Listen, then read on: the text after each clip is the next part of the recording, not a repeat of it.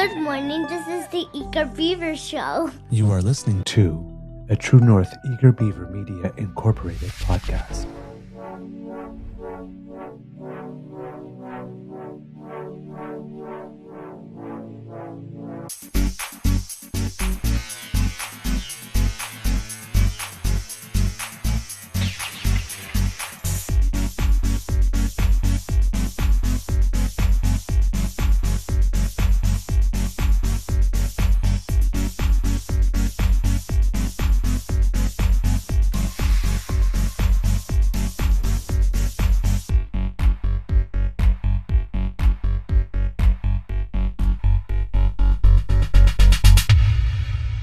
True North Eager Beaver podcasts are proudly brought to you by our founding sponsors, the Miss V Mysteries from Corvid Moon Publishing, your source for science fiction, fantasy, and cozy mysteries featuring a broad diversity of characters. PsychicTarot.ca, book your tarot reading and unlock your spiritual journey. And the Pepper Master, hot pepper sauces made from farm-fresh ingredients to thrill your taste buds and expand your mind.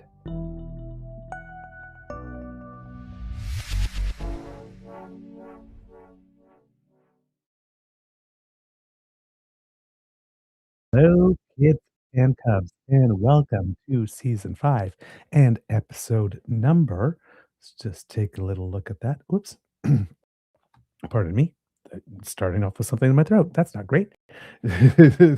And I actually don't know what number this is off the top of my head. I'm going to guess 884, if I'm not mistaken, of the Daily Beaver Morning Show. Oh, Canada. Always 100% Canadian. Got thrown off a little bit. There's something on autoplay that started, and I had a whole bunch of sound coming into my ears while I was trying to say good morning to you, or good afternoon at this time, where I am at least. Yeah, there we go. Today, recording day is Tuesday, April 14th, 2026, and it is definitely an April showers brings May flowers day here at the Beaver Lodge. Very, very, very heavy rain going on right now. Glad I am inside. Let's just put it this way. I'm glad that the garden is getting a good drink and a good soak, and so is all the lawn. The crocus are out, the snowbells are out. It seems that the crocus was somewhat appealing. I think that there might be some animals or critters that like to eat crocus because we have far fewer flowers today than we had yesterday. So I don't know if somebody had a feast. But the crocus are out, and we're starting talking about whatever house projects we might want to do this summer. Part of me is excited, part of me is like, oh god, I just want summer off. Can we not renovate anything this year? And just enjoy the damn backyard. But stuff needs to get done. So yeah, we're starting to talk about those things. Also still in the market, trying to decide what we're going to do car wise, whether or not we're going to buy something or decide to reorient our lives otherwise, because it does look, I don't think I gave an update about this, but it looks like the engine cannot be saved. For those of you who have been following our adventures, when we were off to Mexico for our vacation, we were supposed to drive to Toronto, where we were going to take the airport, and we got 30 minutes away from home, and the car we were driving in, which was our own, said, nope, no more. That's it. So that's how the vacation started. And, well, for those of you who follow the show, you know how it ended. Cartels. So, yeah.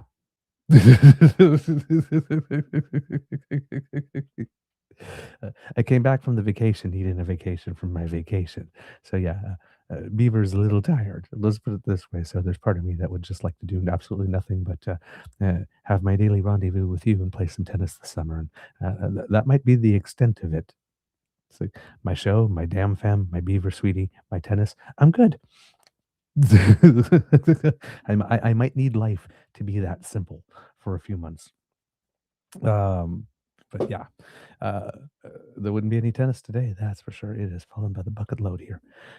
But yeah, Big thank you goes to our podcast founding sponsors, the Peppermaster, the Misfit Mysteries from Corvin Moon Publishing, and psychictarot.ca. Seeing all the kids here in the chat. How is your mental health today? How you feeling? Um, Anything happen yesterday that might be putting us in a better mood? I don't know. Yeah. For those of you um, who were awaiting the results of yesterday's by-elections with bated breath, um, either hoping by some miracle based on polling and public and general trends that have been out for several months now running, but hoping against hope that there could be some type of implosion that would keep the current government of Canada to a minority, or whether or not it was you were hoping for a clean sweep so that we would have a majority.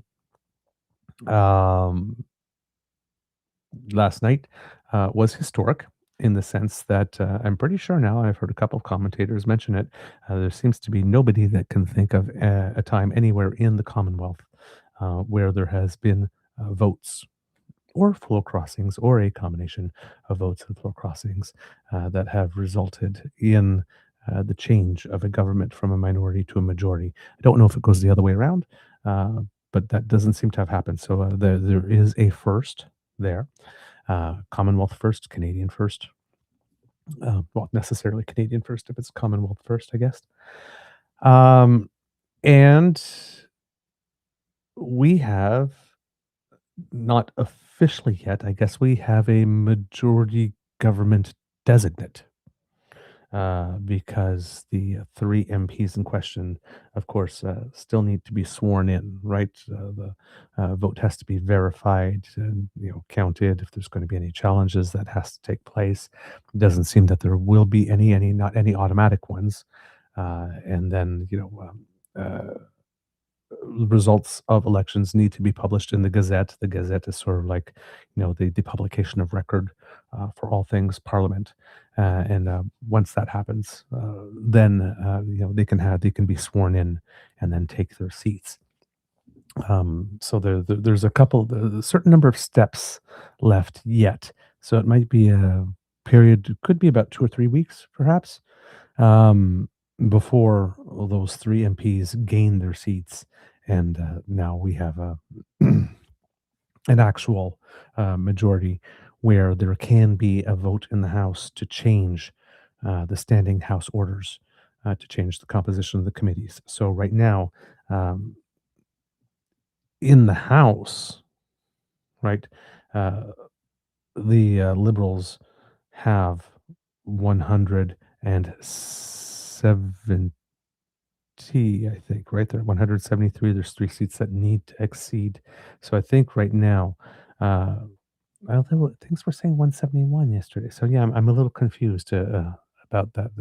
My math must be off somewhere that's not coming to me instinctively here. Um,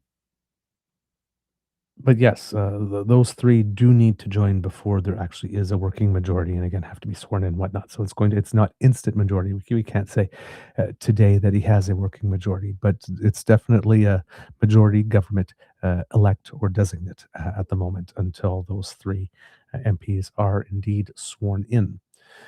Was a pretty convincing victory too.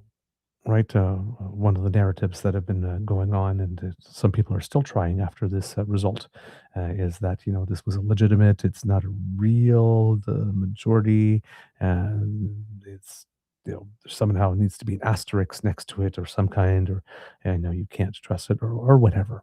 Of course, none of that is true, right? Um, Now, don't get me wrong, right? It's like the fact that 5 MPs crossed the floor, 4 of them being conservatives, certainly helped to get here, right? And this is probably by design by the Liberals, As I mentioned last night on the show, why did they take on Marilyn Gladu to get to 171? Well, I mean, if you get a social conservative like that willing to break the ranks, number one, it sends a paranoia grenade into the other camp because she wasn't on anyone's list. And if she can go, well, who else can go? And all of a sudden, the party has to do a whole lot more work for caucus management because they had a list of a couple people that they thought maybe through past votes or statements, that were more moderate on things that maybe they weren't fully true believers and they can monitor and tail them. But if it's every single one of the 140 now that could go at any time, that's a lot more work. That's a whole lot more looking over your shoulder. So that's not fun for any party to have to do, and it's certainly not fun for the people um, who are getting all the extra surveillance all of a sudden because people are starting to be paranoid. But also, it creates a permission structure. If we're now into majority territory, and we again have to put an asterisk next to that because this is a majority as it stands now that could potentially be lost, potentially, in a few months because there are three other by-elections to come. One can suspect Jonathan Wilkinson, who was once the minister, I think it was, of natural resources, and also I think the minister of energy at one point. I believe a minister, I think MP from British Columbia, if I'm not mistaken, is slated to be taking a diplomatic post at some point. We have Nathaniel Erskine Smith, who's going to leave to take a run at the leadership of the Ontario Liberals. And we have Alexandre Boulris, who according to reports, Abby Lewis sort of grabbed by the shoulders and said, "Please don't leave." But there has been a long-standing rumor that he is considering making the leap to provincial politics to run under the Quebec Solidaire banner in the province of Quebec because they have a provincial election coming in October.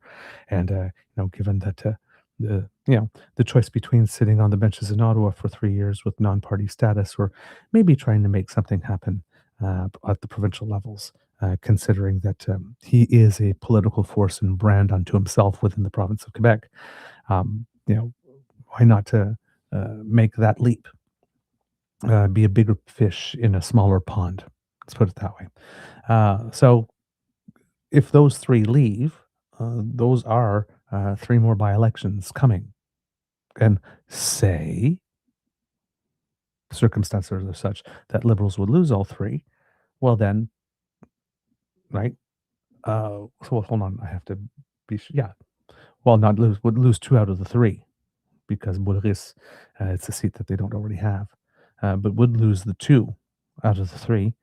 That brings them back down to 171. So, and within that, of course, right, there could be other resignations, other people that decide to take a diplomatic post or another position. There could be, we're human, could be a death, could be an illness that takes someone out and they have to step aside.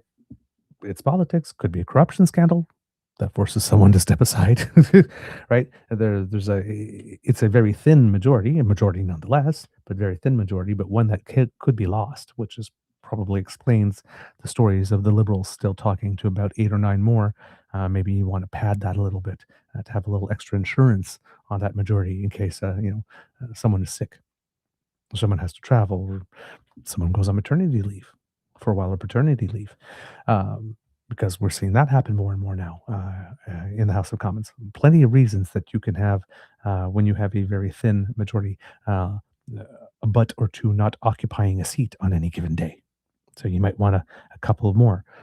You also probably want a little more because the oppositional balance just shifts a little bit from the opposition parties towards the government to the backbench of the own government party towards central administration or cabinet.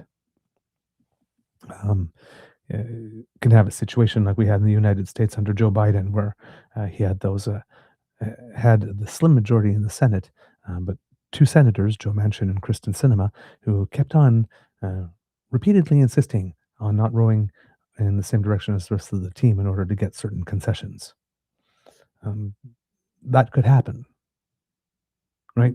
You could have a block of 6, 12, 20 MPs from the Liberal camp that want more done on the environment, deciding to hold up their support for certain legislation in order to get some concessions. You could have an MP who decides to try a little power play and hold up their consent in order to get funding for something in the riding.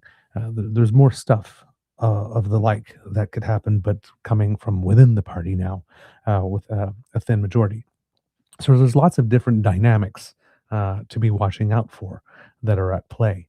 Um, but the result here is very, very clear, right? Especially if you are following the timeline. At the time of the vote, there was 171. There was no majority. The majority was gained through a democratic process. They needed one of the three to get the technical majority, two to get, um, pardon me, I have something in my throat. Two to get the working majority, and three to get a little bit of padding. And given that the third one was Terrebonne, which is not, the other two were liberal strongholds, and people turn around and says, "Oh well, it was three liberal holds." Prime Minister Mark Carney in a press conference kind of made the technical thing clear. Well, given the Supreme Court decision that annulled the result, that wasn't really a hold in Terrebonne. The seat never was theirs. The result was annulled. And the Liberals haven't occupied that seat since the Bloc has come along. I think it went NDP once in the Orange Crush wave, but that Tatiana Auguste win with an asterisk of one vote was the first time the Liberals won that seat since the Bloc came into existence. So that's definitely a flip here for the Liberals. It's a confirmed flip. Let's put it that way. But that was not a stronghold. The other two were. So while you have some conservatives, maybe some NDPs, I've seen less about that, but a lot of conservatives immediately questioning the legitimacy of this majority. The fact is that in three ridings, Canadians, after seeing this government in action for a little bit over a year, got to vote. And they voted not only to grant it a majority, but they confirmed that this is indeed the mood of the nation by making it a clean sweep and flipping a stronghold seat from the Bloc. They swept all three. And the party that is claiming that this result is somehow not legitimate had such a terrible performance in terms of the returns that one has to wonder about the future of this party, or at least the current leadership of the party, because the NDP, that were the fourth party going into this, did better than the Conservatives overall. From what I'm telling, from what I can tell, looking at some commentary, the leader of the Conservative Party knowing that there wasn't much chance that the Conservatives would have some good results, appeared to have completely abandoned his candidates and didn't really necessarily go out and campaign for anyone. Didn't want to associate his name with it. Didn't want to have any visual out there of him campaigning alongside of people who lost at the time, where he basically, he was supposed to win this thing. A 26-point lead, blew that, lost his seat. Then lost 4 MPs, 5 if you count Damien Carrick. But lost 4 MPs, and now has handed a majority government to his rival. You'd think around that time, some people might want to be asking questions out loud about his future, and the calls would be coming from inside the house. Right? I mean, it's a rather dubious achievement on the part of the leader of the opposition. Um, he lost. Every single time he comes out more, he loses a bit more. This was unequivocal, was unambiguous. This is just a straight up loss. Conservatives can try to spin it, put an asterisk on it, try to raise doubts or suspicion, but they just straight up lost. Lost the lead, lost the election, lost your seat. Now, lost whatever effectiveness you could have had as an official opposition.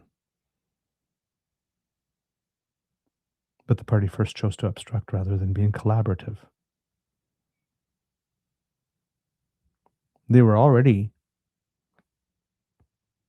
they had already put themselves in a terrible position by making themselves so completely unlikable and developing a reputation for not playing nice with others and not playing well with others. Um, so hard to form a coalition around. That's why Mark Carney was able to govern as if he had a majority for the first full year, with conservatives hiding behind curtains, seeing if it's okay to come out and safe to vote.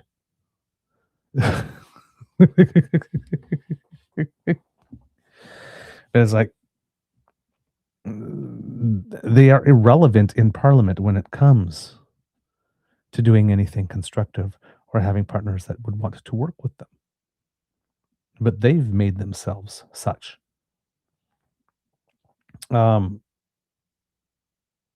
But now, had they been able to play well with others, they could have, had a majority of votes to defeat the Liberals. They have returned to the same irrelevancy that they have had for the entirety of the Trudeau mandate. There's nothing that they can do on their own to advance something and make things better. They can obstruct a lot of things and make life difficult, but a whole lot less so now with the majority. Had they decided to go down the path of trying to be influence stuff, more proposing than opposing for the sheer sake of it, or opposing and proposing than obstructing.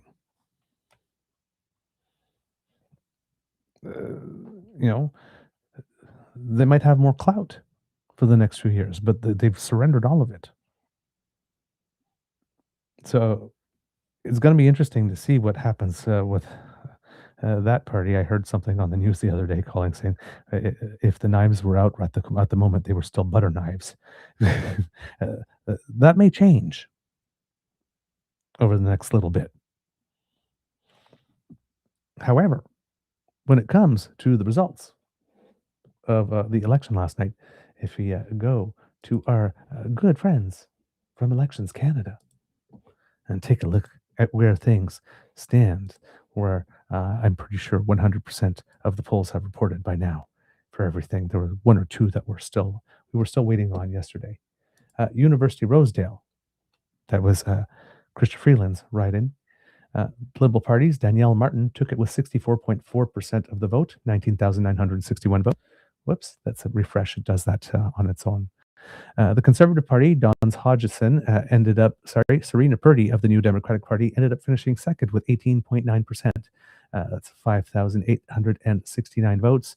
Conservative Don Hodgson ended up third with a 12.4% of the vote. Only 12.4%. The Green Party candidate, Andrew Massey, got 896 votes for 2.9%. The People's Party, Andy Dandria, got 205 for 0.7%. There were candidates from the Centrist Party, the Canada Future Party, two independents, and a party with a candidate with no affiliation that also campaigned in that district, or riding, I should say. 31,000 out of 93,971 showed up, so only 32.99 turnout. This was an election where people thought it was such a foregone conclusion that not a lot of people came out.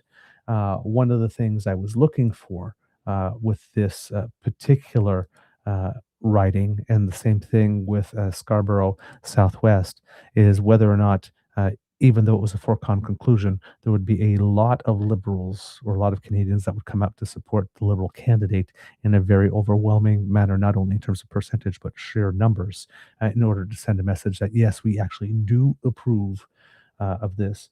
I don't think that 30 something percent qualifies as that number to show that type. So it wasn't a big rush out, but it seemed that some people were just so convinced that it was going to be overwhelming that a lot of people, and particularly conservatives, decided to vote for the couch.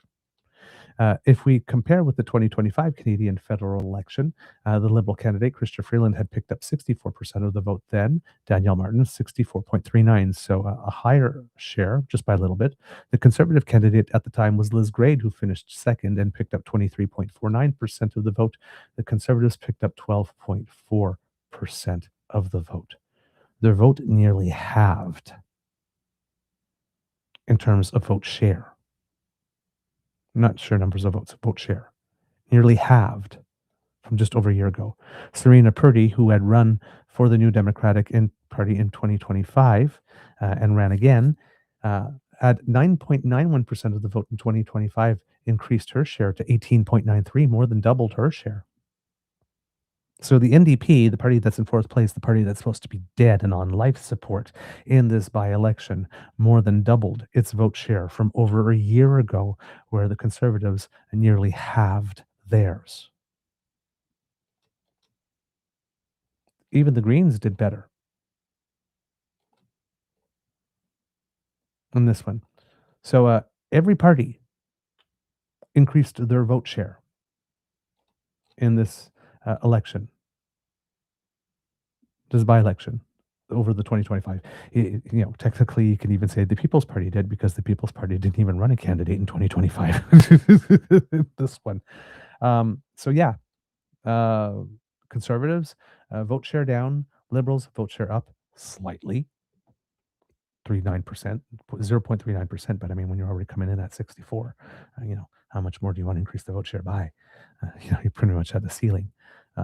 But New Democratic more than doubled their vote share, Conservatives about halved. And the Greens, I wouldn't say double, but but significantly more than the time before.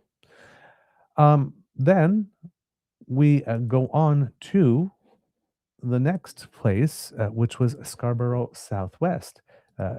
The by-election that is creating a lot of disruption in politics, both provincially and federally, because the seat was held provincially by Dali Begum, who was sitting in Queen's Park as the deputy leader of the opposition party NDP. She resigned from that seat in order to run federally for the Liberals, leaving that seat vacant provincially. That is the seat that Nathaniel Erskine-Smith is thinking of running in when he leaves federal politics to try to get a seat in the legislature provincially. It's a district that is literally right next door to Beach's East York that he currently represents. There might be some issues there with regard to the nomination process, as I mentioned before, because the Ontario Liberal Party usually gives first choice to run again to the candidate that ran in the previous election, and the candidate that ran in the previous election is indeed interested in running in that one. So it's going to be interesting, and there could be a little bit of inner party turmoil there if Nathaniel Erskine-Smith decides that he's going to run there anyway, and if he wins in particular, there could be some bitterness to digest afterwards. Let's put it that way. And of course, federally, the seat became vacant because Bill Blair, former minister, several positions, including public safety, along the way, is now gone to England to be the High Commissioner. So it's a little bit of musical chairs, right? Bill Blair leaves the federal seat, leaves it vacant. Dolly Begum decides she's going to run for the seat, leaving the provincial seat vacant. Nathaniel Erskine-Smith wants to fill that seat, which will leave his seat vacant, which will create another by-election in a few months federally. And when the music stops, if you don't have a seat, your name is Pierre Poliev. Yeah, I said it.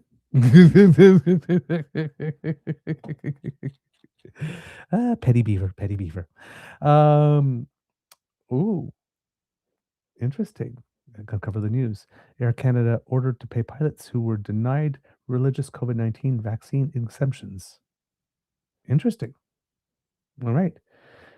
Um, ooh, thank you, Kit Late Night Production.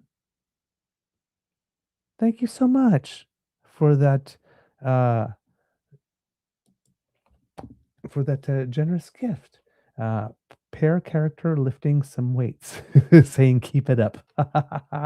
Love it. I will do. I will do. I will keep it up. Um and I think I might have thrown myself here. Um Where was I? Where was I? What was I talking about? Somebody please remind me. See? Man, I tell you. Um, I know I was talking about the conservatives somehow, but I forgot what I was talking about. Oh my God, that's so terrible. I need to keep notes every now and then, so like what I was talking about less, especially when I decide I'm going to go off on a tangent, so I know where to come back to. Let's have a little bit of Beaver moistener. Yum, yum. Lovely. We have some lovely chai tea this morning. Oh, that's delicious. All right. So, oh yes, we were doing elections results. Yes. So Dali Begum here. Uh, this was the first of the three ridings to have 100 polls reporting, and the first of the ridings to have been called. So this was the riding that I think that got them to the technical one, and then University Rosedale, which was Christopher Freeland's writing, and as it was pointed out, I think it was by Catherine Cullen of CBC Radio, as a bit of a bit of irony that Christopher Freeland was the one that uh, plunged the knife from the front into the political heart of Justin Trudeau, ending that, and it's her former writing that was the one that was called second that gave Mark Carney the technical majority. Just sort of like a little sort of round circle of life, a trivia type thing. Interesting tidbit. But in Scarborough Southwest, let's put those results up for you, kits and cubs, so that you can see them. But like magic. I'm getting a little better at this. Dolly Begum, 69.9% of the vote. At one point yesterday, it actually said 70. Can you imagine picking up 70% of the vote in an urban riding? Wow. 20,114 votes. The Conservative Party candidate, Diana Filipova, 18.4% for 5,300 votes. The New Democratic Party, Fatima Shaban, 6% with 17.14% of the vote. The Green Party candidate, Pooja Malhotra, got 2.5% of the vote with 711. And there was an independent candidate, April Francisco, who came in fifth with 1.5% of the vote, 432. Three other candidates, the People's Party finished below the independent candidate. Peter Kobakis got 265 votes for 0.9%. And there was a candidate from the Christian Heritage Party and the Centrist Party as well. All of the candidates got some votes in this one, which was very nice, because it's kind of sad when you see an election happen and people have 0 votes next to their name. Yeah, you should be rewarded for participating in the process somehow.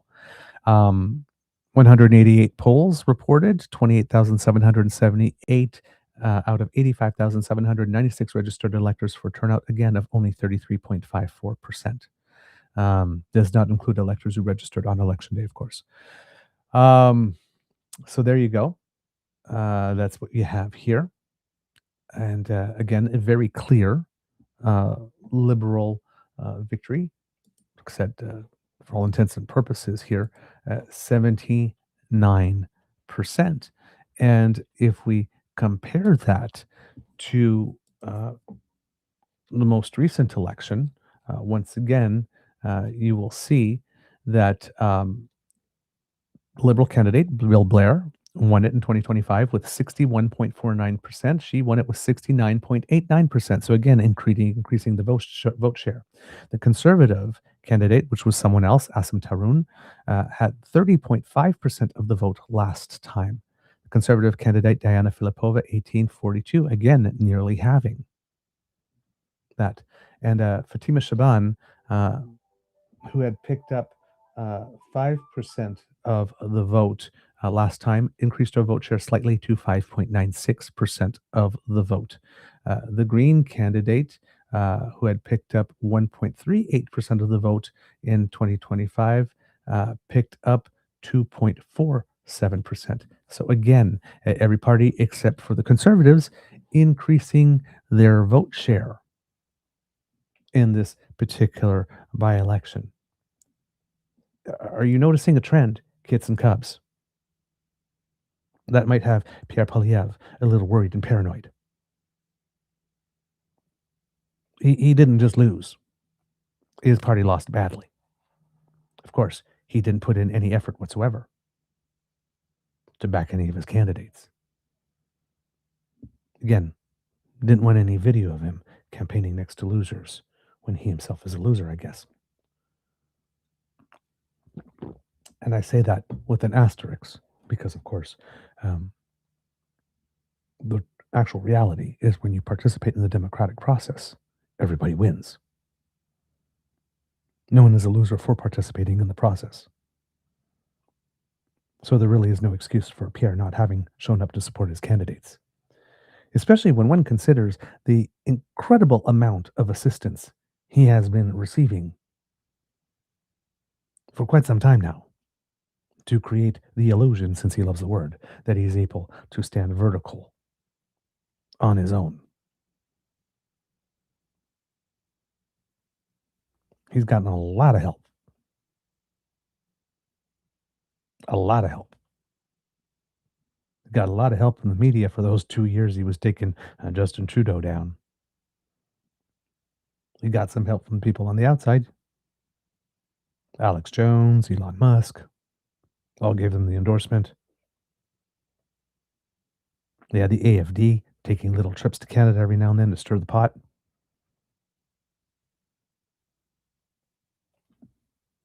He had a whole convoy.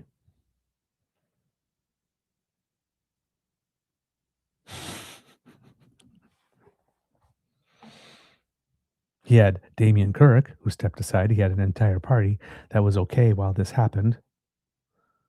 All the people in Battle River Crowfoot who voted for him.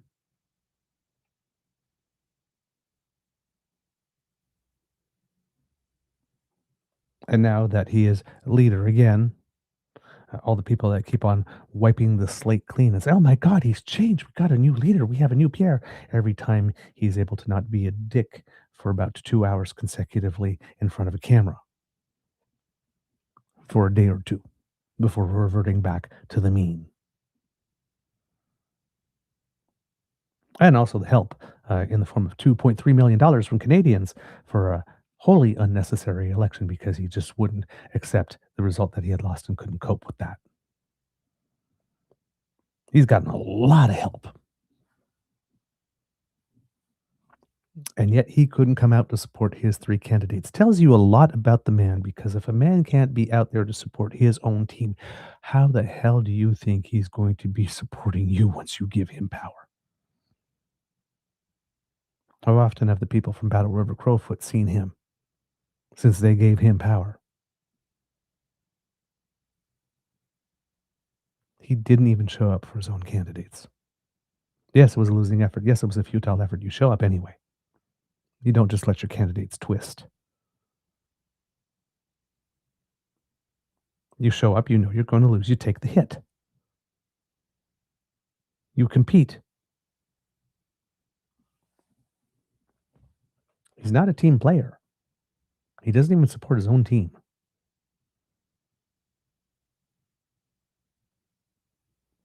Fill out this form. Prove yourself to me. Oh, where was I during the by-elections? I don't know.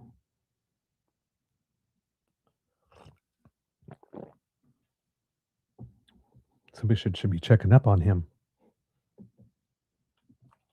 lest he visit another trailer parked by the side of the road for a mysterious visit in order to cope. I mean, this is not good. And then we go to Terrebonne, the one that all eyes on because were on because that was the one that had a bit of mystery here. And it was a solid race. It swung back and forth throughout the evening. Uh, the lead would grow, would shrink. It changed hands. I think maybe once or twice. 211 of 211 polls reported. 46,369 out of 91,340 registered electors. So 50.76%. Much better. Much, much better. Was wondering if this one would hit the 70s when the day started, just given how all eyes were on it. But the importance of it may have diminished a little bit in the eyes of certain people after the Marilyn Gladu crossing. But still, a good race, and at 50.76%, if it had been like 70 something percent, we could have turned around and said, this one was definitely hotly contested, and it was still was, but definitely hotly contested. And I was looking at the spread because if Tatiana Auguste could defeat the Bloc Québécois candidate in this one and increase the margin, by how much of a margin win would it start to cause someone to ask questions about Yves-François Blanchette's own leadership?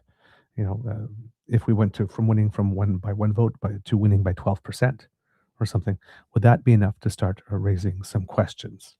Um, However, the results came in for this one, and I don't think that anybody's going to have to worry about that question, given how close they were. But if we look at here, we have Tatiana Auguste of the Liberal Party winning with 48.4% of the vote, 22,445, but not that far behind, with 46.8% of the vote was the Bloc Québécois Nathalie Sinclair Desgagnés. So really not a lot at all. In fact, I think it's phew, well, definitely fewer than 1,000 votes. Anyway, here I was trying to do the math in my head, but yeah, maybe 671 votes if I'm doing that correct. Very quickly, could be wrong. 700, yeah, 731 votes. I think is the difference. The other candidates there, Adrienne Charles, the Conservatives, and she had run last time, I believe, picked up 1,551 votes for 3.3% of the share. Maxime Baudouin of the New Democrats, 0.5%. Green Party's Benjamin Rankin, 0.4%. The People's Party, Maria Cantore, 0.2%. And Kit Linda will be happy about this. The Rhinoceros Party candidate finished in seventh, Mark Mutter, with 61 votes. Lots of independents and a few no affiliations. How many of these were actual independent candidates and not longest ballot candidates are here. But one of them got 6 votes and everyone else got fewer. And of those, there was 48 candidates who ran here. 5, 6, 7, 8, 9, 10, 11, 12, 13, 14, 15 of them received no votes whatsoever in this thing. So yeah, a clear victory. Tatiana Auguste, I'm pretty sure that victory is by a margin wider than 0.1% of the total amount of votes cast, because that's what would the margin of victory would have to be in between that to provoke an automatic recount. So I don't think that is going to be happening here. It seems to be even though it's slim, fewer than 1,000 votes, still by the rules of elections, a decisive enough victory for the clean sweep. But of course, when you come in at over 45%, when we're talking about the bloc here, it's not going to be a problem for him. It's not going to say anything about his future. Uh, right? It's not a question here for him. So the Bloc Québécois leader, I'm sure, is fine. Let's see here if I can get some past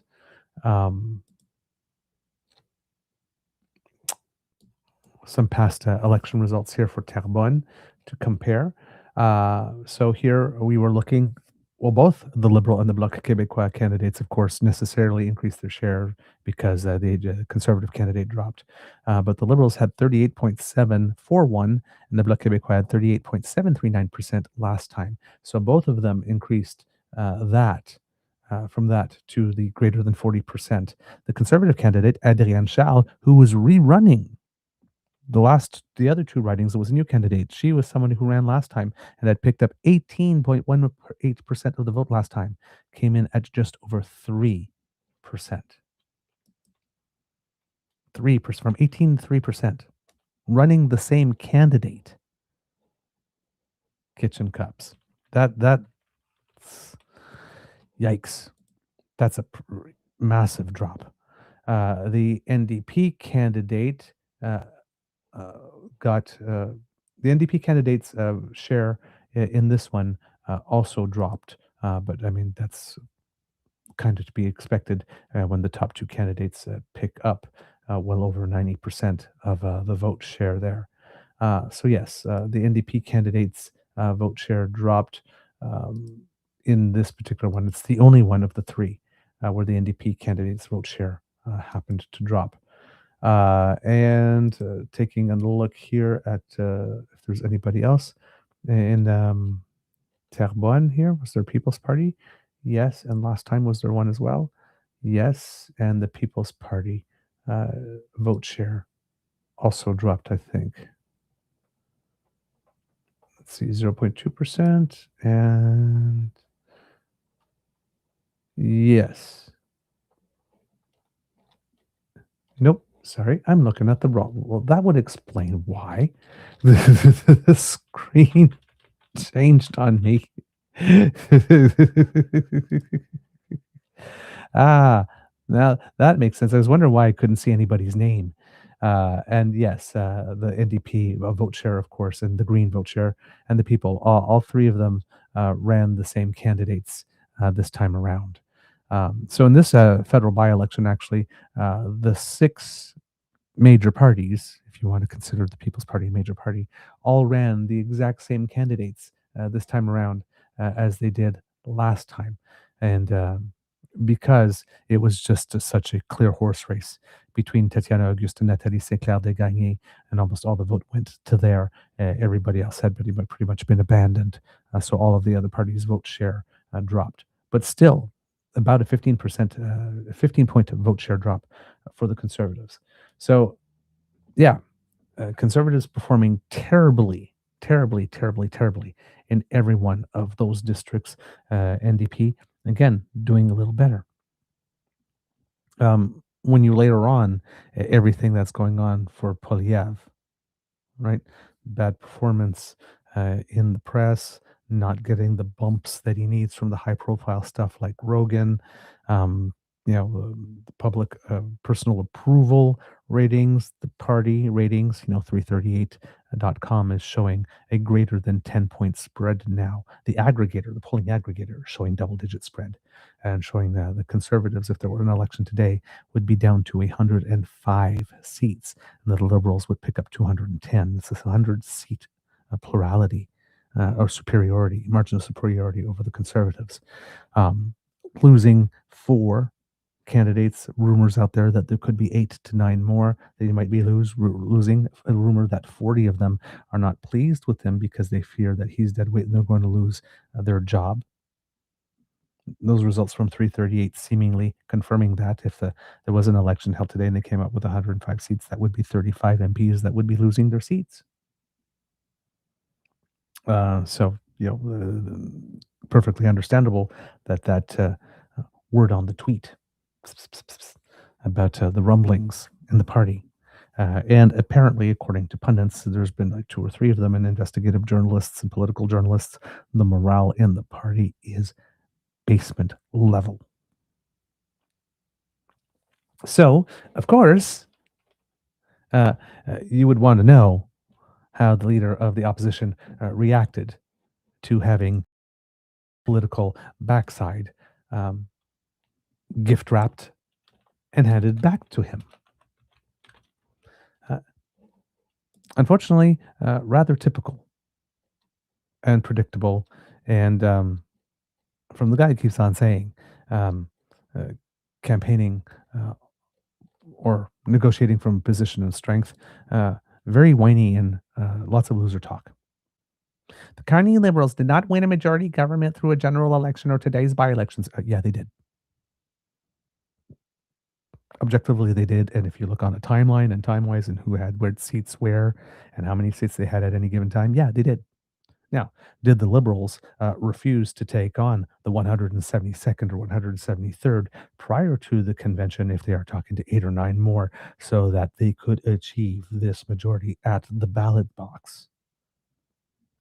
Probably, because it gives the Liberals the talking point that no, no, no, no, no, no, we achieved this by elections.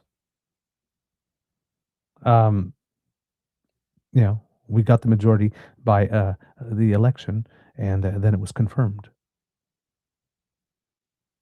with the sweep.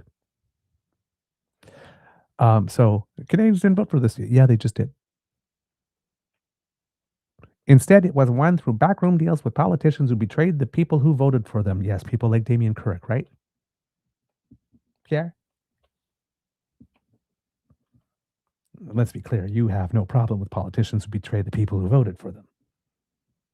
If it weren't for such politicians, you wouldn't have a seat. You don't have a problem with that behavior. You've benefited directly from that behavior, sir. And if we're talking about politicians who don't accept the will of the people told you to get the fuck out, and you're still here. So clearly, that can't be the issue for you either, now could it? Why are you still here? And that goes for you too, Andrew Scheer. Why the hell are you still here? Haven't you worked off that debt by now? My God. How much interest are they charging you? The level at which you keep humiliating yourself day after day and choosing to wear that look must be one hell of a debt. My word. While the Prime Minister spent the year on his cynical power grab, again, you have problem with politicians spending years attempting a cynical power grab. Because everything you've been doing since the convoy happened, those PR for Prime Minister flags just mysteriously popped up. Wasn't a cynical power grab. Right?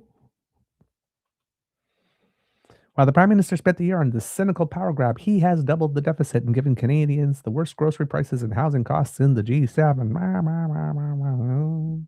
Prime Minister just did a press conference this morning, and it seems that the International Monetary Fund is predicting that Canada will have the second highest GDP growth of the G7 this coming year. Liberals expect Canadians to give up, get complacent, and go away so Carney can have total power without any accountability. That will not happen. Our country and its people are worth fighting for. Yeah, but your candidates weren't they?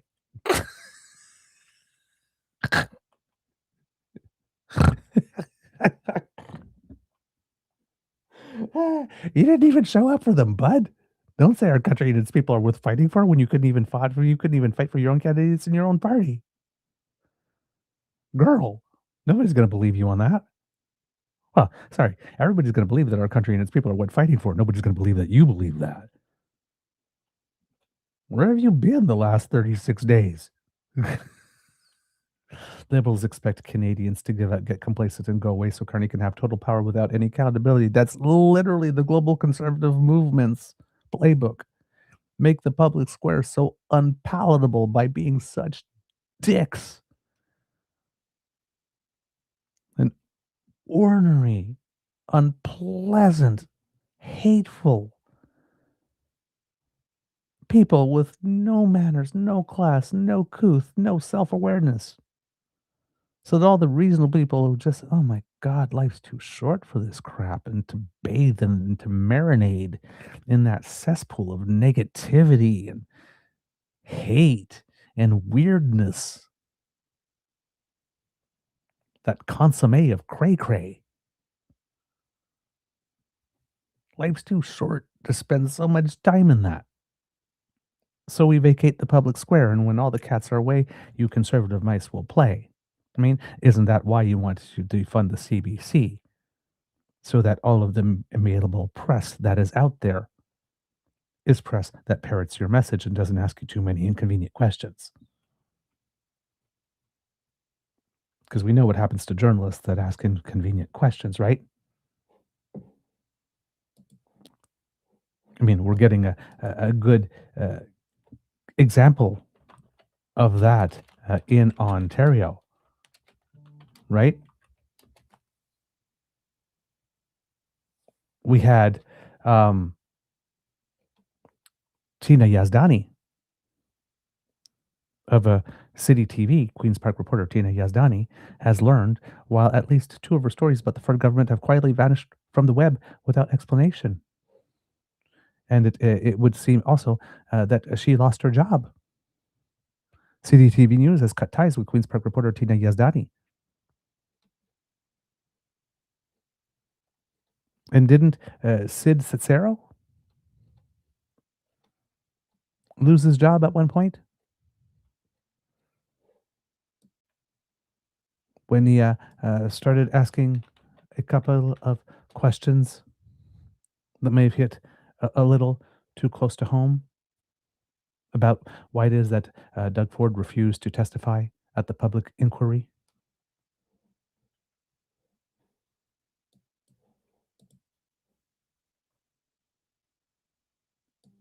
In the United States, we are looking at everything that the FCC guy is doing and how there seems to be this major consolidation so that all the major networks are delivering the GOP message.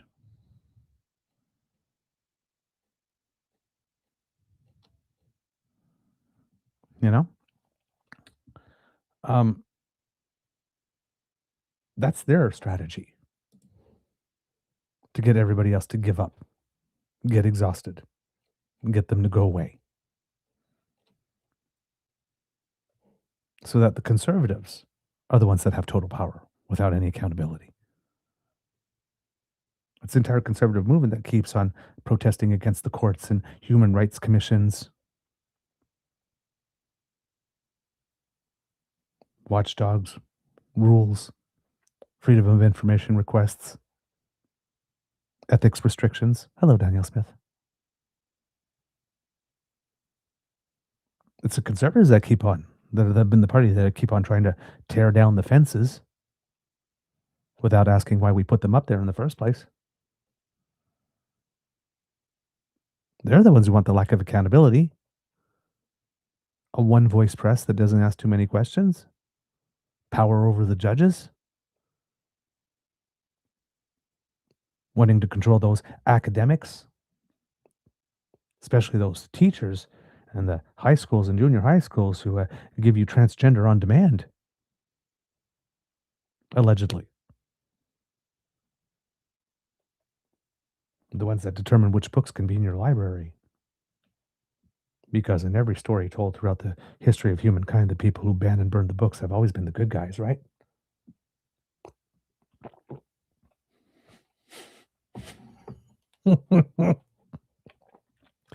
We will continue to fight for the people to afford homes, food, and fuel. When you gonna start? We will continue to fight for safety in our streets. You're obstructing all the crime bills. When are you gonna start? We will continue to fight for our resource workers and soldiers. When have you ever fought for workers? And again, the whole ABC movement was started by veterans. And you are the guys that cut defense funding to the point that we were below 1% of GDP. You have no recent history or tradition of any of this. You're writing on Progressive Conservative Party of Canada fumes from the last millennium. None of this is stuff that conservatives in 2026 stand for. We didn't see any of this evidence of this throughout the entire 10 years of Harper and the 10 years of opposition to Justin Trudeau. Quote, I will continue to lead that fight every day and in every way in Parliament across the country and in the next election when Canadians will reclaim the country we know and love. You will continue to lead that fight if your party doesn't throw you overboard first, Millhouse.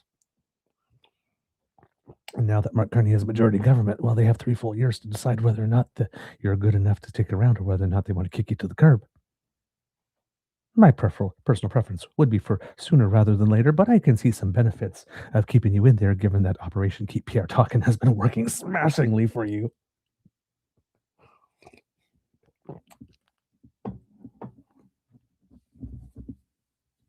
I know, Betty. When Canadians will reclaim the country we know and love, one could make the argument, Pierre, that Canadians reclaimed the country they knew and loved last night. Dude. It's been 4 elections in a row now that the Conservatives have been being told by Canadians, we don't like what it is that you're selling. Or let's put it this way. Yes, there are certain people who like what you're selling, but not enough of us like what it is that you are selling to either make you the government or to, well, not to either, just to make you the government. The first time, it was after 3 terms of Harper, and Harper, by that time, was pretty much despised universally, except for the diehards, of course. So that election, there was no mystery whether or not he was going to lose. We just didn't know who was going to replace him, and once we figured that out, he was gone. The fact that Harper lost to Trudeau must keep him up every night. But he's gone. Well, gone. As far as gone as you can be while you're still the chairman of the IDU. But he lost. And then they brought us Andrew Scheer. And he lost. And they brought in Aaron O'Toole, and, well, he lost, but mainly because his party pretty much stuck knives in his back throughout the entire way. Poor sucker didn't stand a chance. And they gave us Pierre, the alleged inevitable. And not only did he lose, but he blew the biggest lead and lost his seat as well. He lost more than anybody. All 3 of the others lost all combined.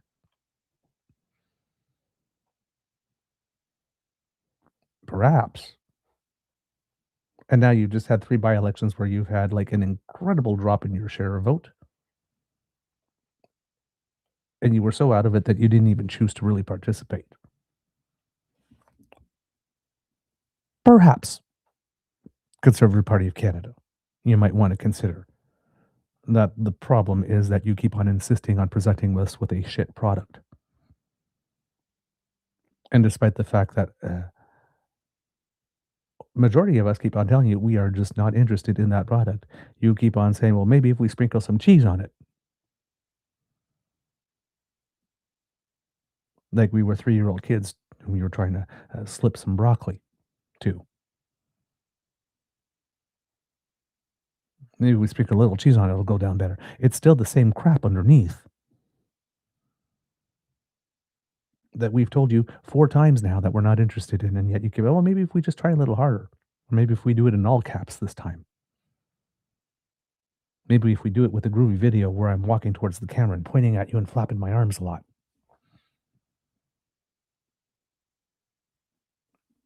We don't want what you're selling. Come up with a different offer. I mean, the mood has changed. Canadians are celebrating. Yes, there are some partisans out there who are, liberal ride or die, and they got the shirt on and they're happy that they got the majority because it's liberal and that's all it. But for the majority of us out here, when we are raising our glass to the election result yesterday, when we are celebrating our fellow Canadians and thanking them for once again proving that they are some of the savviest and most judicious voters out there,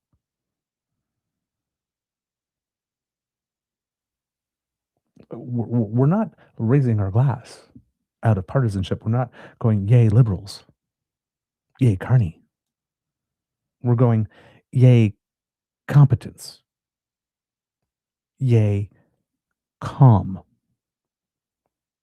yay, an actual plan that has strategies and tactics and budgets assigned to them and people tasked with realizing objectives and measures against which those objectives can be evaluated, metrics for evaluation. We see the first layer and then we get another announcement. We see the other layer and we see how the second layer fits in with the first layer in order to build. And then we see add more layers and more layers.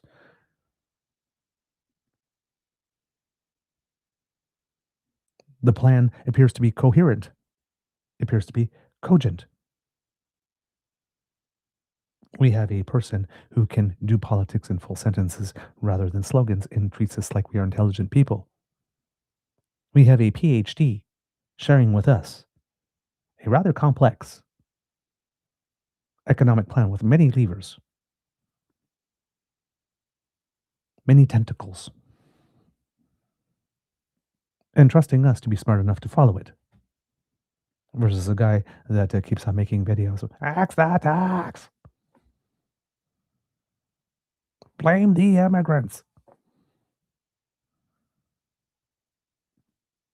He literally went on a podcast hosted by somebody from the Canadian Taxpayers Federation and tried to suggest that the Prime Minister of Canada, who went to Harvard and got a PhD in economics from Oxford, is poorly educated on economics.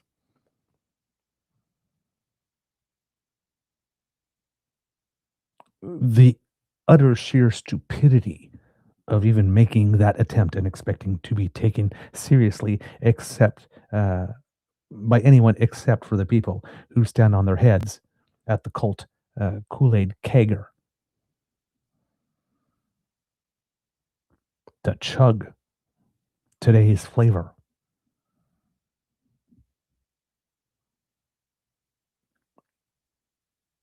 And of all people to make that claim, the person that couldn't present a competent costing after being party leader for over 2 years during an election that he framed himself as to be inevitable and the best one for the economy.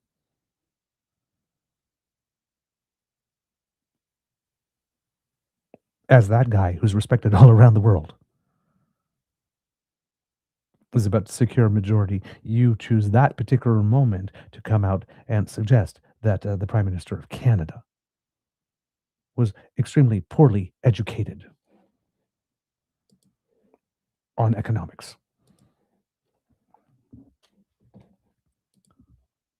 As a rational person, everyday person sitting at home, who has a little bit of grasp on the facts and likes rationality and logic, I cannot understand the decision tree that goes into someone ultimately deciding, yeah, let's run with that. That's going to be a great idea. If one is not paranoid and panicking. Maybe that's what PP stands for now. Paranoid and panicking. Because there is absolutely, again, I know I say this often, but there is no galaxy, realm, universe, solar system, planet, continent, country, area code, or postal code in which anybody with half a rational brain and a quarter of the good faith that is required to have a decent conversation with someone will believe that of all the things Mark Carney personally is poorly educated on, it is economics.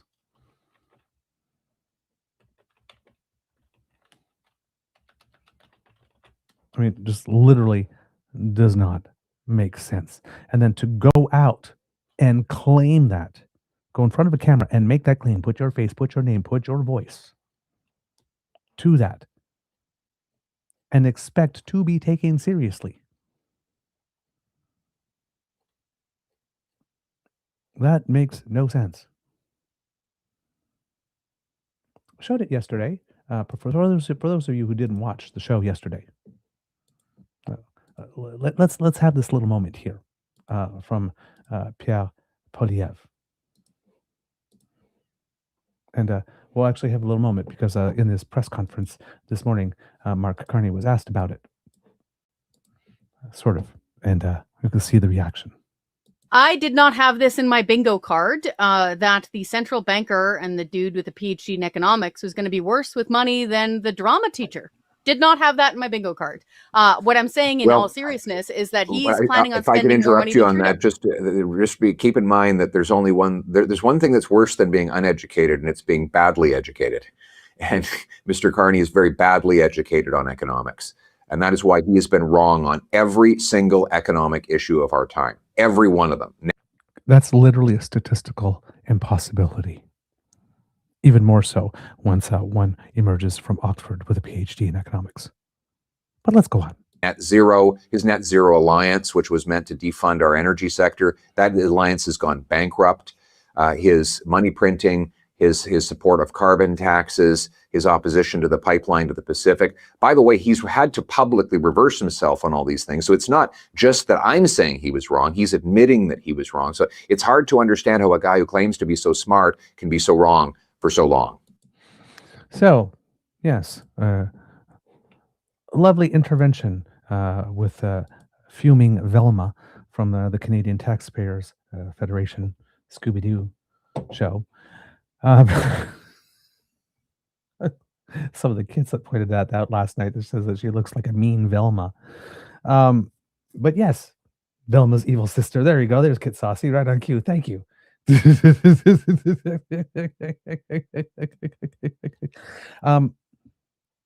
Well, let's take a look at, and here's probably one of the reasons why people actually like Mark Carney somewhat, because very serious man, very smart man, but also seemingly having a great sense of humor and an ability to laugh at himself, of course. We often see him smiling and giving a little wink, that kind of stuff. So let's take a look at this. Prime Minister was asked about this. This was my favorite part of the entire press conference, by the way. Pierre Poliev called you badly educated in economics, and he did. Wow. So I'd like to hear a little bit about. Can I take back my previous answer? No, that's a joke. You can respond if you wish. My question, though, is to. So that kind of happened. Now, I am actually, now that I've showed you that, you're going to see that again, kits and cubs, because the Prime Minister, I had forgotten about that moment, says, can I take back my previous answer? Of course, as a joke. But the reason why there was a timing thing here with all of this. The question was asked immediately after the Prime Minister said something specifically about Pierre, which was classy, actually. So I'm going to present to you, because the clip that you are going to see on the web is this one specifically, that little bit. But it came, when you see the context of it,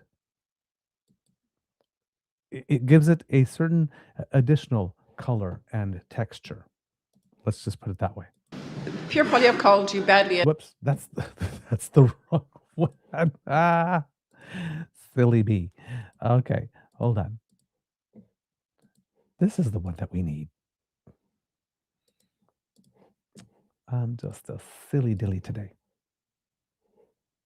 Okay, okay, for the third time, let's try that now. There we go. All right. Good morning, Prime Minister. Kate McKenna from CBC. I just wanted to push you a little bit on that question from my colleague. Some of the things you mentioned, housing, gas tax, major projects, these are all things that have received either rhetorical or legislative support from the Conservatives. So what specifically can you advance that you weren't previously able to advance with the minority government? Well, we've had a variety of issues over the course of the Parliament where things have taken longer than they necessarily would, where debates have been more performative than actual around debates around substance. I don't want to read into the record, although other deputies in Parliament did read into the record their love of cats and dogs and the. But these are examples. These are real examples in committee. You get the pleasure of covering committees, and I ask you, and I say this as someone who's testified to committees in front of the Canadian Parliament, in front of the UK Parliament, for decades.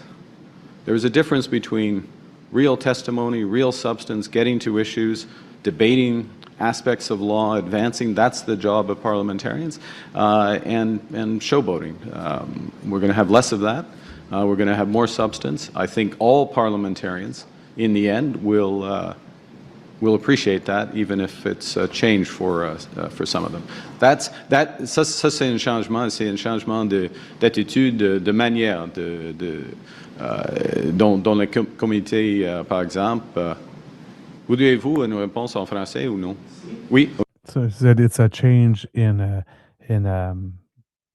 a procedure and method from the committee, and then it seems that he was because he had started in French, asked the journalist if he did want a question in French, because I guess he was getting some feedback visually from the journalist that wanted to ask a question that was maybe not this, so he didn't want to keep going on if he was not answering that which the journalist in question wanted to be answered here. OK. Ouais. Mais il faut écouter. C'est pour vous, monsieur. Alors, mais non, sérieusement, c'est un aspect, c'est un changement. So there was a little joke. Joe's joke says, "Well, you have to listen, sir. The answer's for you." So I'm guessing that maybe there was a little mixed, some wires mixed here in terms of the communication. But going back to what he is saying here. La gestion ou la manière des communautés, d'avoir des débats de substance, pas de performance. Et on a vu plusieurs. So he's reiterating again the concept of, wanting in committee to have more debates based on substance rather than some performative debates. Exemple de performance en automne, mais c'est le temps d'être sérieux. So we saw what it was like in the fall, but now it's time to be serious, and we will be serious. Sérieux. Oui. Some of your bills have been criticized by senators, opposition, for including they call them poison pills. What checks and balances are going to exist for you now that you have a majority government? Some examples might be the lawful access in former C2. Lawful access, you mean that would be lawful access that's supported by virtually every law enforcement agency in the country. This is an exceptionally important issue. We all know how we communicate, increasingly in different channels of communication. And the fact is, and I'll give you the example, I just spent a number of hours with Peel Police in their serious crime unit and on their action unit that's working against home invasions, extortions, auto thefts. The biggest thing they want is lawful access. So this is this is a serious point, if I may, Kate, which is that this is not a poison pill. These are important issues, and that is a framing of an issue that is tying the hands of police forces behind their backs unnecessarily in this time. Now, we will go through processes for any bill, certainly any bill related to the criminal justice system, with debate in Parliament, with serious committee discussions, not about cats and dogs, but about lawful access, the implementation of it and others. And we welcome that. But then we will take our responsibilities, as all deputies will, as parliamentarians, and vote.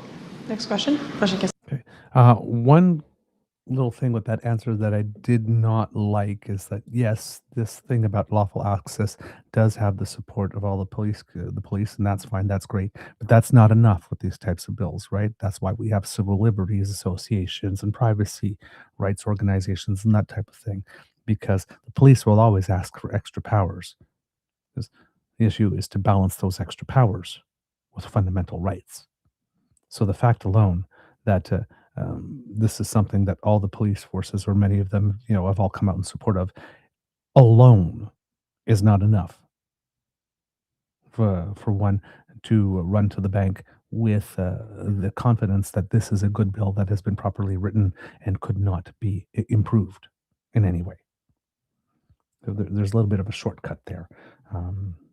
That's not not accurately reflective of the entire situation, or of the concern being raised. Um, I'm sorry, I thought that clip that I was showing you was going to contain the specific thing I was looking for, because um, there was a moment of laughter, and I was looking for that in the well, I was scanning with the sound off, but it seems that there were two moments where they broke into laughter on this one. Um, but I'm going to keep looking for it because I do want to show it, because it was just really interesting that to watch the prime minister and to watch Pierre Poilievre uh, navigate this situation, because the danger for the liberals is that they appear too smug from getting this victory. This press conference here, the first one that the prime minister had, there was zero gloating whatsoever. It's not even like he came in like with this big beaming smile and go, "Hey, how you doing today?" He just like came right back in and said, "Okay, yeah, that's done. Now back to business." Right? And he's there to take some questions, but he's also there to make an announceable. So, uh, during the course of these question and answer uh, periods, right, he is asked about something that Pierre Poilievre has said about him that was not kind. Whereas when you're looking at the prime minister that is trying, what seems to be emerging, um, is how would you put it? Darn, I forgot my thought in the middle of it. Um, of Yeah, I'm sorry, I forgot where I was going with that, but I'm talking about something that was emerging. uh, I'm trying to multitask here, and should not have tried to find the clip while I was still chatting on that particular point. Here is a question that he was asked. Actually, so there was a third moment of laughter. I had forgotten about this one too in the press. But he's asked one of those can't win questions here. I think this might be the moment actually that has the answer I'm looking for as well. If you were Mr. Poilievre, would you quit today? I don't. That's an unfair question. I don't. I can't look into the heart of Mr. Poilievre. I respect him as a parliamentarian, as I do the other leaders of the other parties, and we'll continue. I'll continue to work with him and all parliamentarians, as will my colleagues, to advance the interests of Canadians. Next Thank you. Question, Casey. Morning, Tonda McCharles, Toronto Star. Pierre Poilievre called you badly educated in economics, and he did. Wow. So I'd like to hear a little bit of. So yeah, right there, that was the context in which that came up. So the prime minister was handed an opportunity to think Pierre Poilievre should quit now to go out and be full partisan. Can't look into the heart of Mr. Poilievre. I respect him as a parliamentarian. If he's there, I will work with him. Pierre Poilievre said, "You suck at It's just like, oh man, exactly. Trying so hard to be diplomatic. Oh my word. Uh, ah, News from BC. Insider David Eby dodges a confidence motion. Oh, I must have missed that. I didn't know that one was up. I don't know if it had anything to do with DRIPA, because I know that that's a big issue right now in BC. All right, I'll have to go take a look about that. So yeah, exactly. It is Kit Tabby G, absolutely. A move from Pierre that was not worthy of a reaction. Kit Brent here. Prime Minister Mark Carney is always classy, even when he is poked by reporters. Yes, indeed. Kit Grace here. To insult the education and experience of the PM is truly low, sour, miserable comment from PP. Exactly, and that's what makes me wonder. Like, did he? Well, he doesn't have a director of communications at the moment. But did he pass it through the campaign manager? Well, actually, no. He does have a director of communications, Micah Green, who just took him come in to replace to Katie Merrifield. Forgot about that. But it seems here that Pierre Poilievre may have decided to freelance on this one because there is no communication advisor that would have recommended that one. That's such a definitive statement and everything that we know to be true in reality. I'm sure that Oxford University didn't develop its incredible reputation by handing out PhD degrees in economics to people that they went out of their way to poorly educate. It's just so stupid on its face that it makes you wonder why someone would even attempt to go down that path. But yeah, it's what Pierre did. All right. Let's see. So let's look at go through the parties very briefly, and let's look at what this could mean for them. So with the governing Liberals, of course, they're going to have to make a move to change the standing orders in the House. They needed a majority to be able to do that. So they will have to go and do that, and that will give them more control of committees and all that type of stuff. Will allow them to pass some legislation more easily. The Prime Minister, during this press conference, again, trying to avoid the gloating, appeared to make a point of stating here that, the fact that they have a majority does not necessarily mean that anything will change for them in the sense of, uh, you know, uh, taking in uh, opposition input and things of the like. Because there's two ways you can go when you have a majority like that. You can decide, okay, now we don't need to consult with the opposition anymore. Let's just run roughshod over them and push through everything we want. Omnibus bills, invoking time allocation, cutting off debate over and over and over again. A bit like Doug Ford does in Ontario, sit as few days as possible and just ram everything through. And, uh, elections have consequences, and we have the majority. So F all y'all. That is one way you can go. But it would seem that Mark Carney is because realizing that he has how would you put it? Realizing that he does have the majority, but it's a thin one. And what Canadians would like to see from their government, and him presenting himself as not necessarily a politician, but a pragmatist who would work with a lot of people in order to get things done.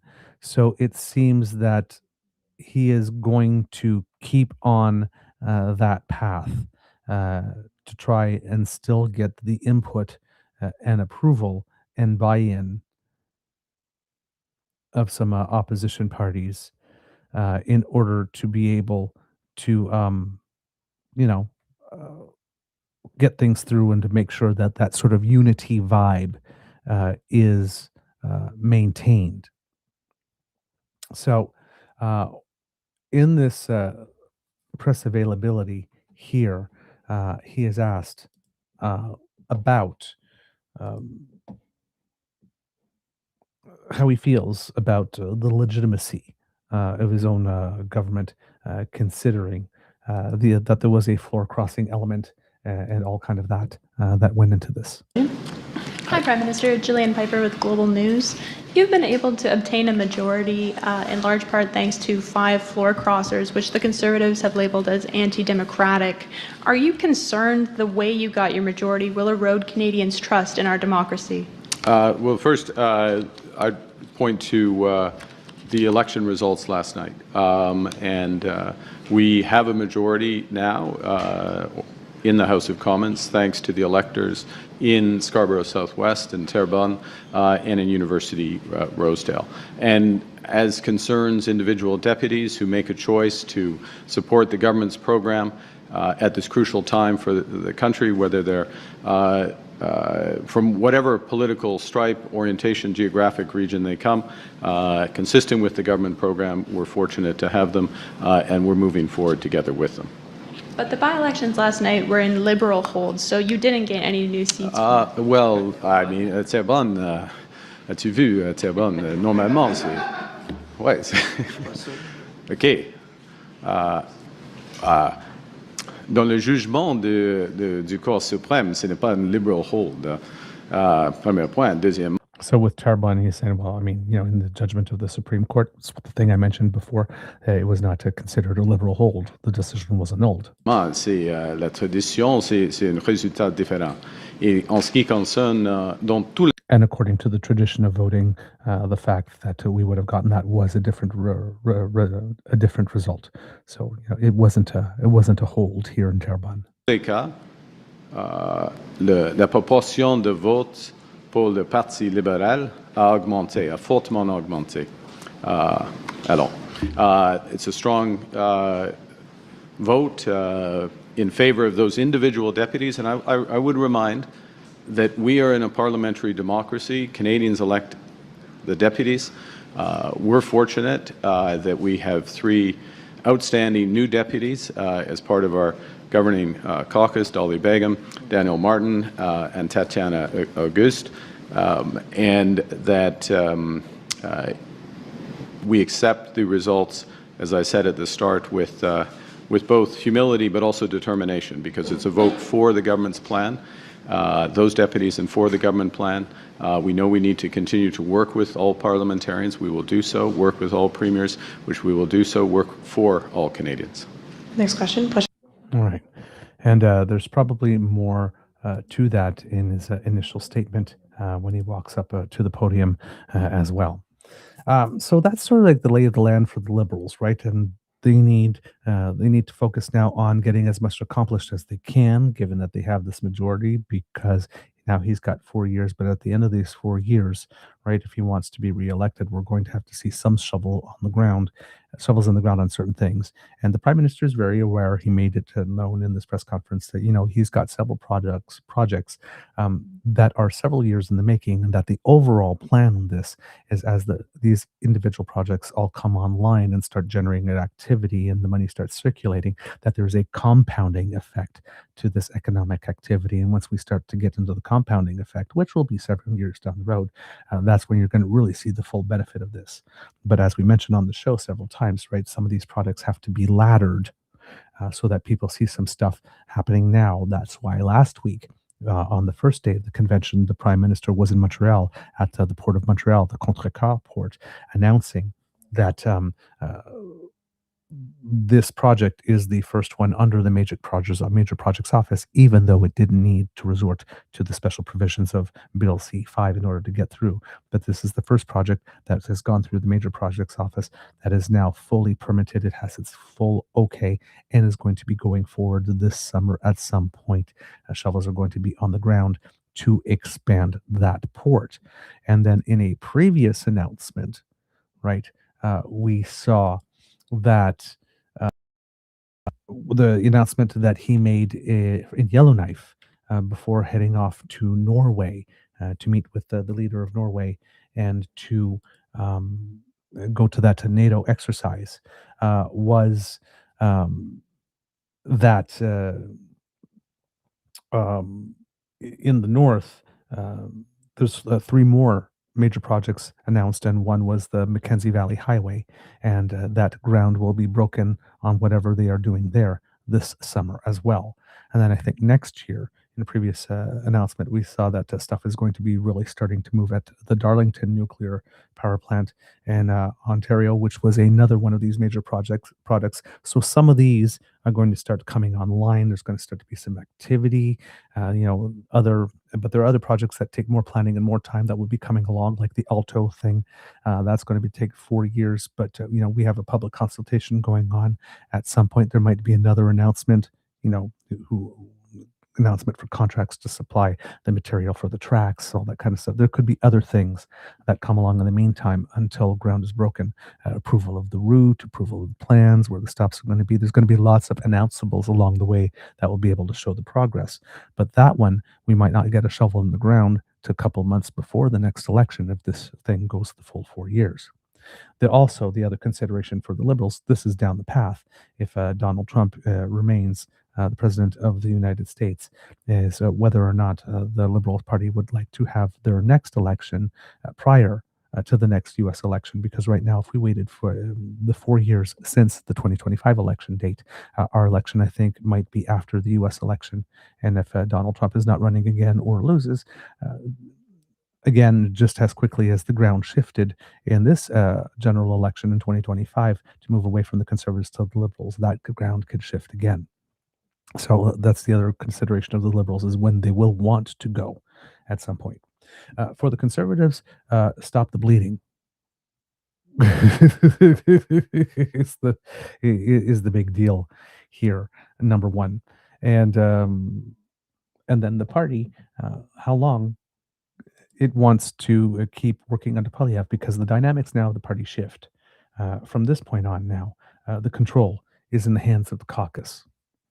Pierre is trying to run it a little bit like a little autocratic dictator from the inside. It's like I said, the relationships with caucus is not great, and the morale is low in that party, like you could not believe, according to the political journalists.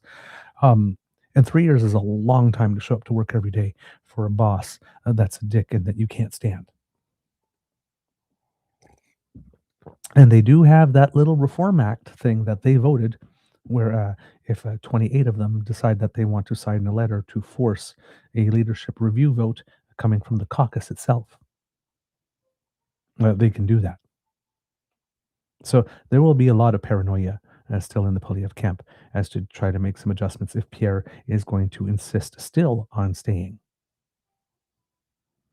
rather than take the hint that it's time to go. But yeah, the party caucus now has more of the power, and given all the ways that Pierre has lost, missives from headquarters saying, you will do this and serve me, are not going to go over well. And the more of that type of stuff he does, the quicker he's going to push people out. This is going to be a thing where Pierre, if he's feeling paranoid and panicked, might try to be even more of a control freak. And the harder he tries to grasp, the more he's going to be pushing people away.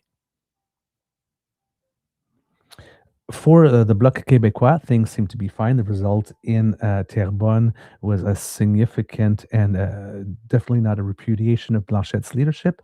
Had Desgagnés, Saint-Clair Desgagnés had gotten a significantly lesser vote share, had the spread between the two candidates been 5, 6, 7% or greater. There might be some questions about Yves-François Blanchet.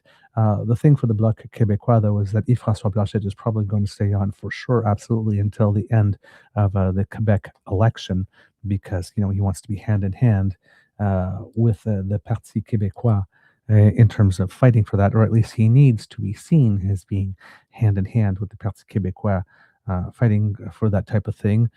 Unfortunately, for the Bloc Québécois, there also is a reality traditionally that in the situations in which the Parti Québécois, because we recently had Pauline Marois, for example, be premier, in those situations, when there is a separatist government in the province of Quebec, the Bloc Québécois appears to have a bit more difficult time federally.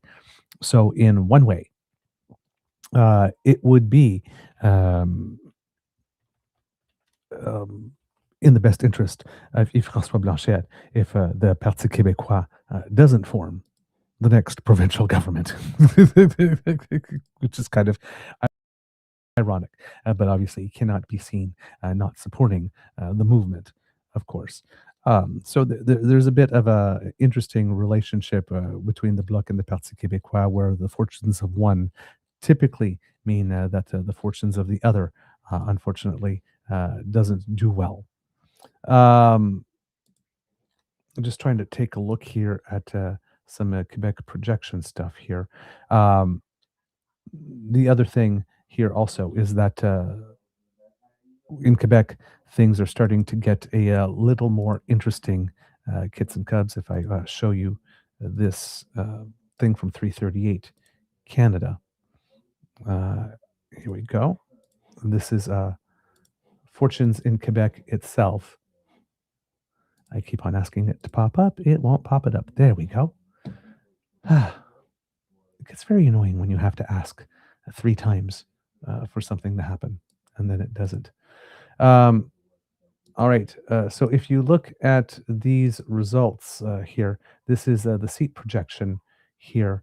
And as you can see, the Parti Québécois in December was riding high at 82 when 63 are needed for majority. And right now, they have gone down to 63, whereas the Liberals, under their new leader, Charles Milliard, have moved from 33 seats support right now to 47 seats. So literally the thinnest of majorities. And if this trend is our friend here, if we're looking in terms of vote share here, it looks soon enough like the Liberals will cross ahead of the PQ. The PQ is at 33%, the Liberals are at 31%, but the Liberals definitely have some momentum, having picked up 10% in voter support since December 19th here. You see the CAQ here, taking a bit of a tumble here.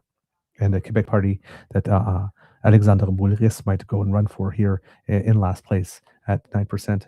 You have the Quebec Conservative Party at 15% that now has its first MP in the House, in the Assemblée Nationale, as there was a former CAQ member, I believe, who was sitting as an independent who decided to take on the banner of that party to represent it officially in the Assemblée Nationale. So there is quite a real possibility that over the next few months that the appetite for the Parti Québécois takes a bigger dip, and it won't necessarily be a win. Yves-François Blanchet has been around for a while. He does have one of the easiest jobs in politics, but who knows? Maybe after the Quebec election, he might be taking a moment to reconsider his future or start talking succession, because he has been around for a while. With regard to the NDP, of course, this gives them the time that they need to organize. They have some party debt to repay off. They have some work to do at the Electoral District Association level. Avi Lewis has to go out because he's going to take the party in a slightly different direction. Needs to build up that network, needs to make a lot of good relationships with the NDP leaders in the provinces. Because, we do have a certain number of provinces where the NDP is either the government or the opposition, right? The government in Manitoba and in British Columbia, opposition in Alberta, Saskatchewan, Ontario, and Nova Scotia. So there's a lot to work with there. I don't have anything today about him, but he recently had a press conference about what his first issue would be, and it has something to do with price surveillance. Premier Wabkanu did something provincially on that, and it's bringing that to the forefront. It's a good idea. It's a solid issue. Today, he's doing something with regard to Palestine, important for those who believe in the cause, but probably not the issue again to come out with that is going to get to the most public attention or most public to rally behind you. But the surveillance pricing thing is definitely one. Unfortunately, he had a very contentious and testy exchange with the press. And I don't understand the communications behind it. I don't understand making that unveiling on the day of the by-elections when everybody's that's a significant announcement when everybody's focused on anything else. It was set up to be lost in the day. And not sure why you would want to make your first availability like that with the press to make an announcement, one that was so confrontational, where he looks like he's trying to control things and he has some Pierre Poilievre dickish qualities to him that he will need to unlearn very, very, very quickly if he wants to have a chance, because I don't think people want a blend of Mark Carney and Pierre Poilievre, someone who can talk seriously about issues in a manner that's coherent and consistent and cogent based on a philosophy and a perspective that they're coming here with, while taking the best of Mark Carney with the worst of Pierre Poilievre, just being a dick to people who are just trying to do their jobs. So not the best sortie for him here. But they will have to look at that and try to reorganize. There might probably be some movement within the party, maybe some MPs that are reconsidering their careers or whatnot over the next 3 years, who might make a graceful exit out in other by-elections if they decide that this is not the type of tent that they want to be campaigning under. But the NDP definitely has more to benefit from having this time than the Conservatives do. The Conservatives' hope is that, if Pierre just keeps on sending the same message, at some point one of these issues are going to pierce through, or that the Liberals are going to make a mistake.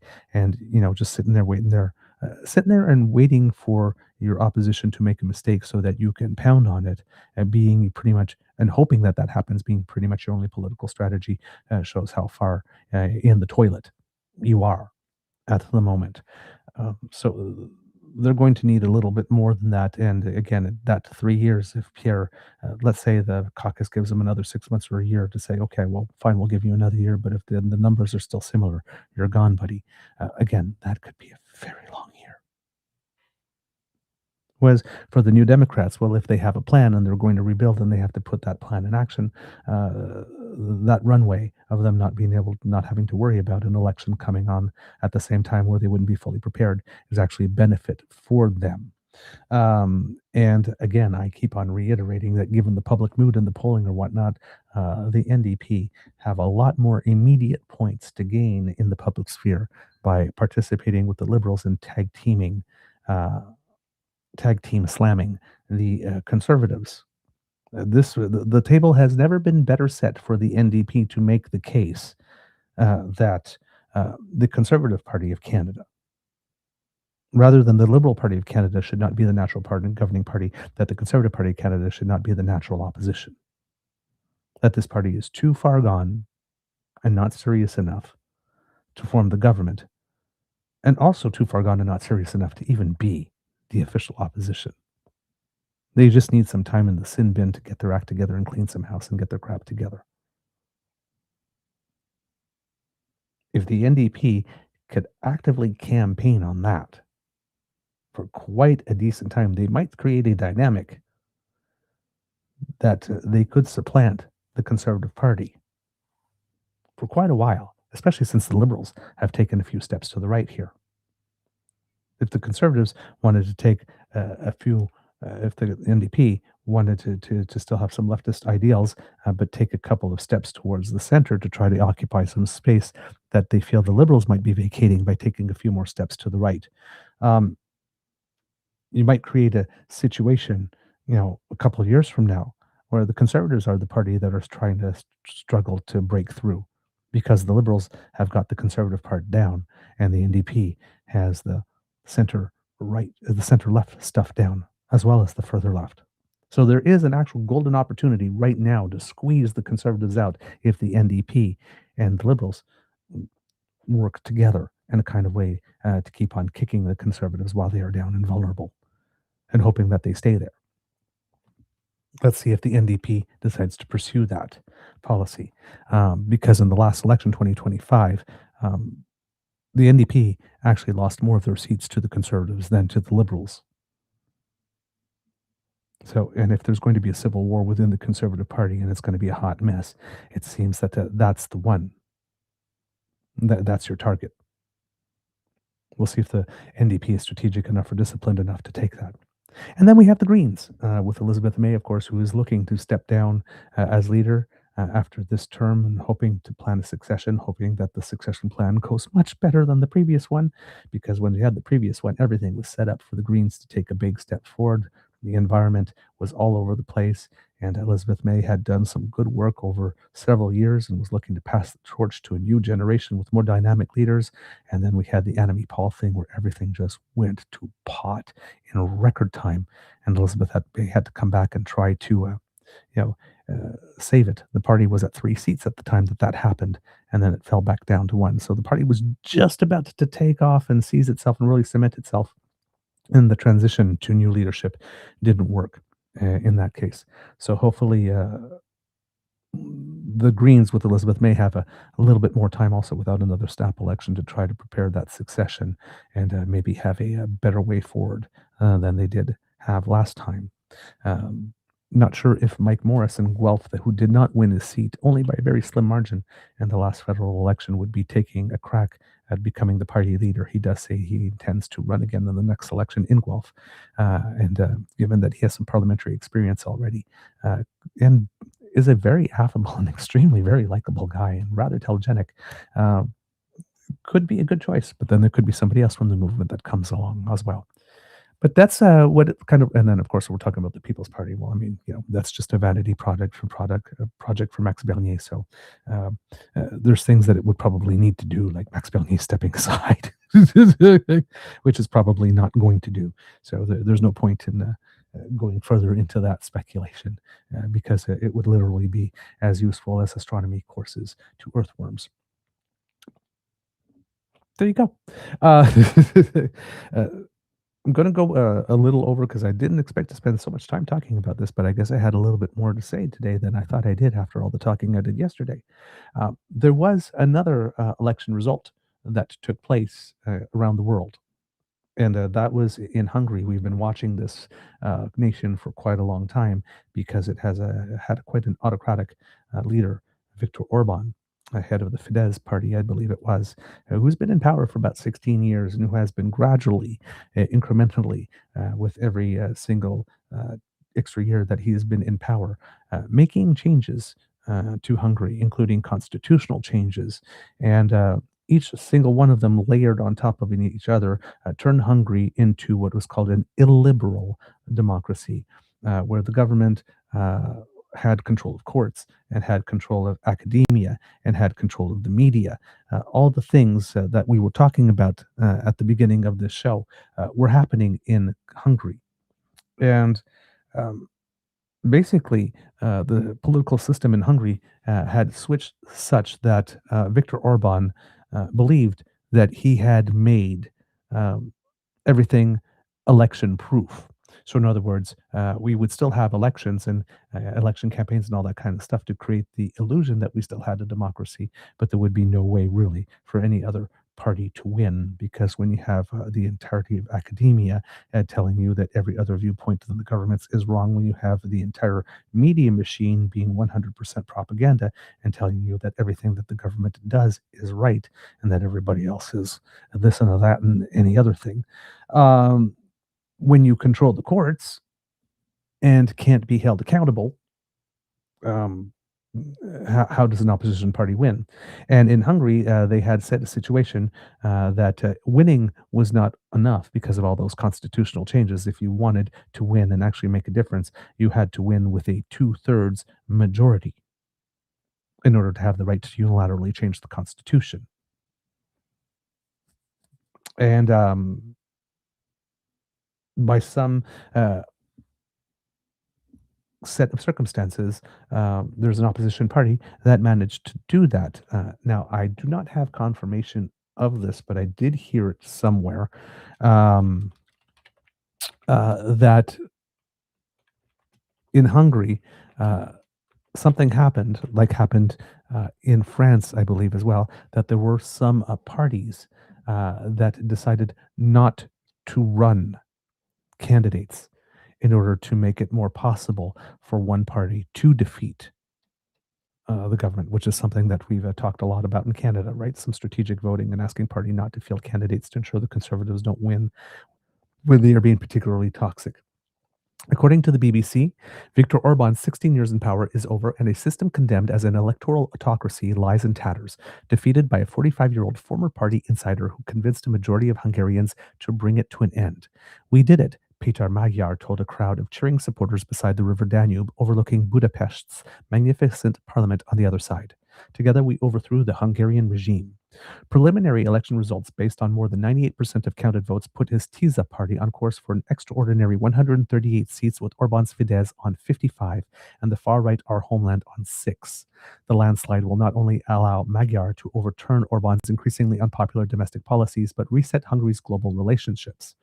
Orbán had been a close partner of both U.S. President Donald Trump, earning an in-person appearance from U.S. Vice President J.D. Vance in the final week of the campaign. Thanks, J.D., for that election interference that really, if you're looking at the betting sites like Polymarkets or whatnot, seemed to be the inflection point that really seemed to guarantee that Orbán was going to lose and lose badly. It seems that the Hungarians did not really take too kindly to J.D. Vance coming in. And Russia's Vladimir Putin, and he had become a big, so let's read that whole sentence again. Orbán had been a close partner of both U.S. President Donald Trump and Russia's Vladimir Putin, and he had become a big thorn in the side of the EU and the Ukraine. Recently had held up a whole bunch of money that was going to be directed to Ukraine, and that the EU was scrambling to try to find another way to deliver it. Magyar, on the other hand, stood on a platform of distancing Hungary from Russia in favor of more cordial ties with the EU and Ukraine. For 2 years, Magyar took his burgeoning movement around villages, town squares, and cities, rallying Hungarians who had had enough of the cronyism and corruption that had become endemic in Hungary over years. Quote, "Never before in the history of democratic Hungary have so many people voted, and no single party has ever received such a strong mandate," he said on Sunday night after a record 79.5% of the electorate turned out to vote. High turnout usually guarantees a result that is better for democracy. Orbán's rule was built up through 4 successive election victories and sweeping majorities, but it became clear it was over in a matter of minutes. As pro-Magyar supporters waited expectantly in the square on the Buda side of the Danube, the TISA leader posted an extraordinary message on Facebook. Quote, "Viktor Orbán just called me on the phone and congratulated us on our victory. There was barely time to digest what had just happened, and only 30% of the vote had at that point been counted. But moments later, Orbán himself appeared on a stage in a conference center a mile downriver on the other side of the Danube, surrounded by his glum-looking Fidesz party colleagues. Quote, the result of the election is clear and painful," he told them, thanking the estimated 2.5 million Hungarians who stuck by him. "The days ahead of us are for us to heal our wounds." Word began to spread among Magyar supporters, and at the nearby hotel that had become party HQ, TISA activists hugged each other. Magyar had promised to reverse Orbán-era changes to education and health, tackle corruption, restore the independence of the judiciary, and kill off the widely loathed system of patronage known as NER that helped enrich party loyalists and squander state resources. Now, there's one thing here to make clear. There's a lot of people that say, "Oh my God, Magyar is coming in. The right has lost," and the right has lost. But Magyar was a member of the Fidesz party. He is right. He does support some of the same immigration sort of attitudes or whatnot. But he also appears to believe in democracy and is willing to reverse the changes, not willing to come in and say, well, yes, these changes are a terrible thing. They were terrible for democracy, but now that I'm in, I guess, I can benefit from these things and I'm going to keep them. So he's looking to change them, to restore that power back to the people and taking it away from the government. And as well,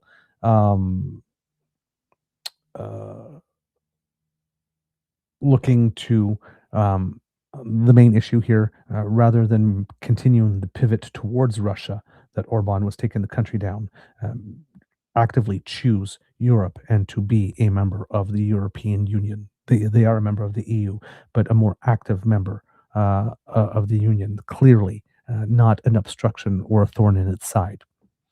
And when we're talking about this loaded system of patronage, like there's a whole bunch of stuff out there. It's like Viktor Orban's son-in-law, his own Jared Kushner, if you would like to call it, became a multi-millionaire, like something like $500 million now, because of streetlights. They decided to put streetlights. The best way to get rich quick is to invent something like this and then go to your government and say that this thing is so essential that it needs to be mandatory. Like, for example, a seatbelt. You need to have it in every car and that type of stuff. And then, of course, say, well, conveniently, I happen to make these things that offer so much increased safety and security that they should be in every car. And then you get the contract to install them. Well, that's sort of what happened with streetlights. And even though his son had no experience and son-in-law had no experience in any of this and formed the company for the sole purpose of this, ended up getting the contract and for the entire country. And so you need these streetlights. You can only get one streetlight. This is the only streetlight that will do, and you can only get it from this company. My, how convenient! He's rich now. And then a childhood friend of his, who was a plumber, who's now the richest man in all of Hungary, now a billionaire, actually built a private zoo for himself that people would turn around and will come around and check out and visit. And according to Rachel Maddow, when we show up in protests here and people are often wearing those sort of like inflatable dinosaur things. Well, apparently in Hungary, it was zebras, because this guy apparently had a incredible or an impressive number of zebras in his private zoo. Okay, interesting. Going back to the article here from the BBC. Let's see. Ooh, I may have lost that article.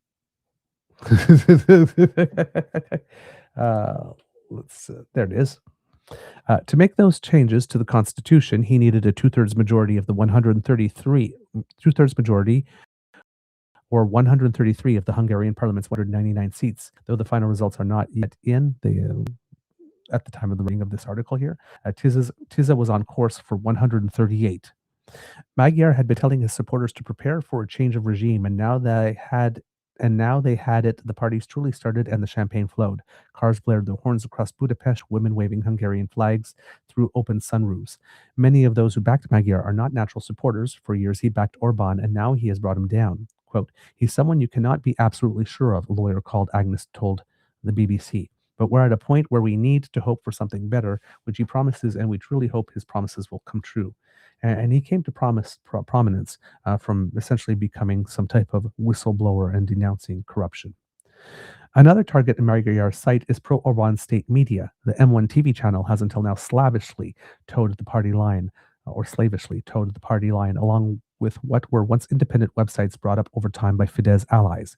Apparently uncertain what to do next, M1 rebroadcast a speech that Magyar had given just after the vote had finished. He had been hopeful of victory at the time, but by now the speech was out of date. He had already won. Hungary has for some time felt like two different worlds running in tandem. In one, Orban convinced his supporters and TV viewers they were heading for victory and 4 more years in power, backed up by opinion polls run by sympathetic pollsters who continued to forecast a Fidesz victory as late as Sunday evening. In the other world was Magyar, attracting big crowds wherever he went, backed up by respected pollsters reporting an increasing lead over his rival. On Sunday night, those two worlds collided, and only one was real. And the one that was real was the one that was tethered to reality. Just saying. Magyar moved slowly through the crowds before taking to the stage, flanked by his party colleagues. Quote, you performed a miracle today. Hungary made history today, he told the audience to chants of Ria, Ria, Hungaria. He likened their electoral victory to the Hungarian Revolution of 1848 and the uprising against Soviet occupation in 1956. There was a time when Orban himself spoke out against Soviet occupation, but he has become a close partner of Putin, and his justification of cheap Russian oil and petrol has made him a highly unpopular leader in the EU, which has tried to shake its reliance on Russian imports. Orban also reneged on an EU agreement to provide Ukraine with $90 billion, with a $90 billion loan. That's the thing I was referencing to earlier. Quote, Russians go home, Magyar supporters chanted, as the next Hungarian prime minister promised better relations with the EU. Kremlin spokesperson Dmitry Peskov said that Moscow wanted to continue its relations with Budapest. Quote, "The Hungarians have made their choice. We respect this choice." No, you don't. "We expect to continue our highly pragmatic contacts with the new leadership of Hungary," he told journalists. "Probably we should be patient and wait to see what happens." However, he was quoted by Kremlin pool reporter Alexander Nunashev as saying that despite conducting, quote, dialogue with Orban, Moscow still regarded Hungary as an unfriendly country because it supported sanctions against Russia. Quote, "We don't send congratulations to unfriendly countries," Peskov said. Hungary under Orban has voted in favor of EU sanction packages but frequently speaks out against them, and last month Foreign Minister Péter Szijjártó admitted revealing details of EU sanctions talks to Russian diplomats. Poland's Prime Minister Donald Tusk was among the first of many European leaders to welcome Magyar's glorious victory, added in Hungarian, "Ruskik haza," Russians go home. The TISA leader pledged that his first trip abroad as prime minister would be to Warsaw to reinforce Hungary's 1,000-year friendship with Poland.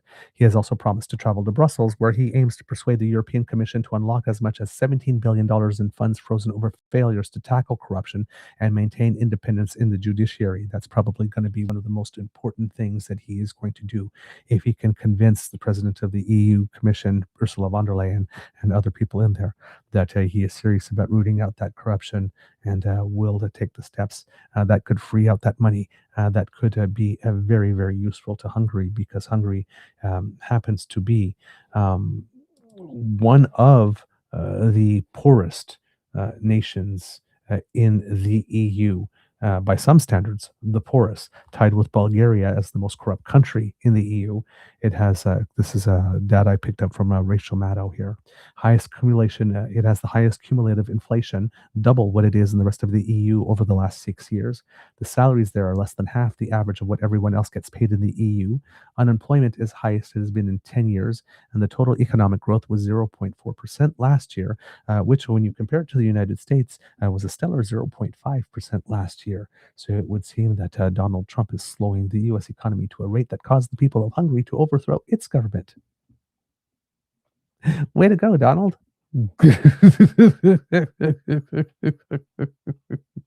So yeah, Hungary is in a bad situation after 16 years of Orban. So that $17 billion in frozen funds could come in very handy. Magyar has momentum after a marathon campaign that took in up to 7 speeches a day and energized big crowds across the country. His defeated rival sounded tired and jaded in his final campaign speech on Saturday night, as if he knew what was coming. Orban, now 62, has not resigned as party leader, and without him it is difficult to imagine what will happen to Fidesz. For now, he will continue to lead Hungary in a caretaker role while he and his party lick their wounds. He also is on record, I believe, according to some news reports I listened to, as stating that he intended to remain as a member of the opposition. For how long? We don't know here. Magyar's other priority seems to be also to go after the people who are corrupt. Apparently, he had published a list and asked a whole bunch of people to resign. The people that are at the head, the Supreme Court, for example, and the head of the media organizations, all these systems and institutions that have a corrupt membership or corrupted membership that kept Orban going. According to The Guardian here, it says that Hungary's Prime Minister-elect Peter Magyar has pledged to pursue those who plundered, looted, betrayed, and indebted and ruined his country, promising a new era after a landslide election victory over his far-right predecessor, Viktor Orban. Full election results could be confirmed by May 4th, and he hopes that his government can be installed the next day. Quote, "Our country has no time to waste," he said during a wide-ranging press conference. "We will do everything in our power to ensure this truly marks the beginning of a new era. The Hungarian people didn't vote for a simple change of government, but for a complete change of regime." Magyar, a former Orban loyalist, secured a decisive 2/3 supermajority that should allow him to roll back laws that helped the outgoing nationalist prime minister transform Hungary into an illiberal democracy during his 16 years in power. Orban's 4 successive governments have comprehensively eroded the rule of law in Hungary, packing the courts with judges loyal to him, turning 80% of the media into government mouthpieces, and vastly enriching a coterie of cronies. A coterie of cronies. Ooh, I like that. A coterie of cronies. Orban has battled repeatedly with the EU, which has blocked billions of euros in funds over a range of policies, including justice, migration, and Ukraine. He had the backing of both Donald Trump and Russia's Vladimir Putin. Magyar said his government would swiftly implement anti-corruption measures, restore the independence of the judiciary, and ensure freedom of the media in hopes of a rapid unfreezing of EU cash. Quote, I hope we can prepare an agreement, he said.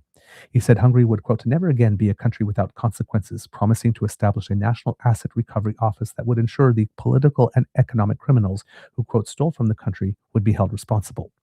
Alongside other reforms aimed at unlocking the 17 billion in euro funds, he said Hungary would join the European Public Prosecutor's Office, giving EU investigators powers to probe fraud cases and examine how the bloc's money was used under Orban's rule.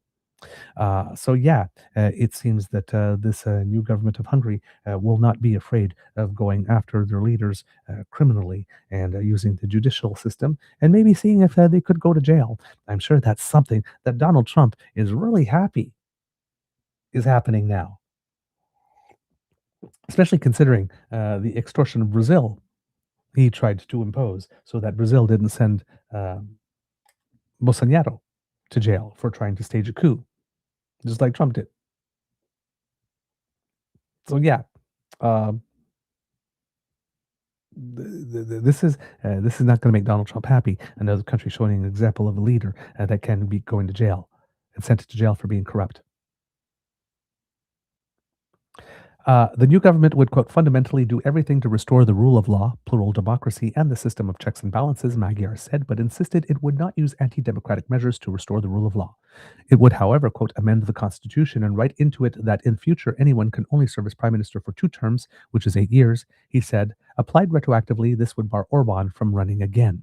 Magyar also said one of the new government's first steps would be to stop state-funded propaganda by suspending news broadcasts from state-captured public TV and radio until unbiased coverage could be ensured by a new supervisory board. Describing them as, quote, puppets of the former regime, Magyar called on the heads of the country's 2 highest courts, audit office and competition, and media authorities, as well as the chief prosecutor and Hungary's president, to resign. Quote, he was appointed just to sign everything, the prime minister-elect said of the president, Tamás Sulyok. We don't need people like that. To me, he is not the president. I call on him to leave. If he doesn't, we will find a solution. EU leaders reacted enthusiastically to his victory on Monday, although he outlined policies particularly on migration and Ukraine's accession to the EU likely to cause friction with the bloc. Germany's Chancellor Friedrich Merz called it a good day that had sent, quote, a very clear signal against right-wing populism. Merz said decision-making in the EU, long hampered by Orban's repeated vetoes, should get easier. The German government spokesperson said a change of government in Budapest should lead very quickly to the release of EU cash for Ukraine. Wow. And there's a graph here that says that under Viktor Orban, Hungary accounted for more than 40% of all the publicly reported EU vetoes. So yeah, that might be a reason why the EU really wanted him gone as well. Orban, who last visited Moscow in November, blocked a $90 billion loan to Ukraine after accusing it of sabotaging Russian oil deliveries to his country, something Kyiv has repeatedly denied. He delayed and oft opposed EU sanctions on Russia. Ursula von der Leyen, the European Commission president, said Brussels would start work with the new Hungarian government, quote, as soon as possible to make progress on issues including the release of frozen European funds. These are funds that were seized by the EU because they weren't sure that Viktor Orban would not spend them in a corrupt way. Von der Leyen reiterated her warm welcome to Magyar's victory, saying today's Europe is Hungarian without any question, and that the people of Hungary have spoken and they have reclaimed their European path. The Slovakian and Czech prime ministers, Robert Fico and Andrej Babiš, respectively both close allies of Orban, congratulated Magyar on his win and said they were looking forward to constructive cooperation with the new government. But the Patriots for Europe group in the European Parliament, home to Fidesz and other far-right parties such as France's National Rally, the Dutch Freedom Party, and Italy's Lega, said the result, quote, was a setback for forces advocating for democratic self-determination and traditional European values within the EU. Oh my God, that's such a cute way to frame it. It almost makes it sound honorable and noble.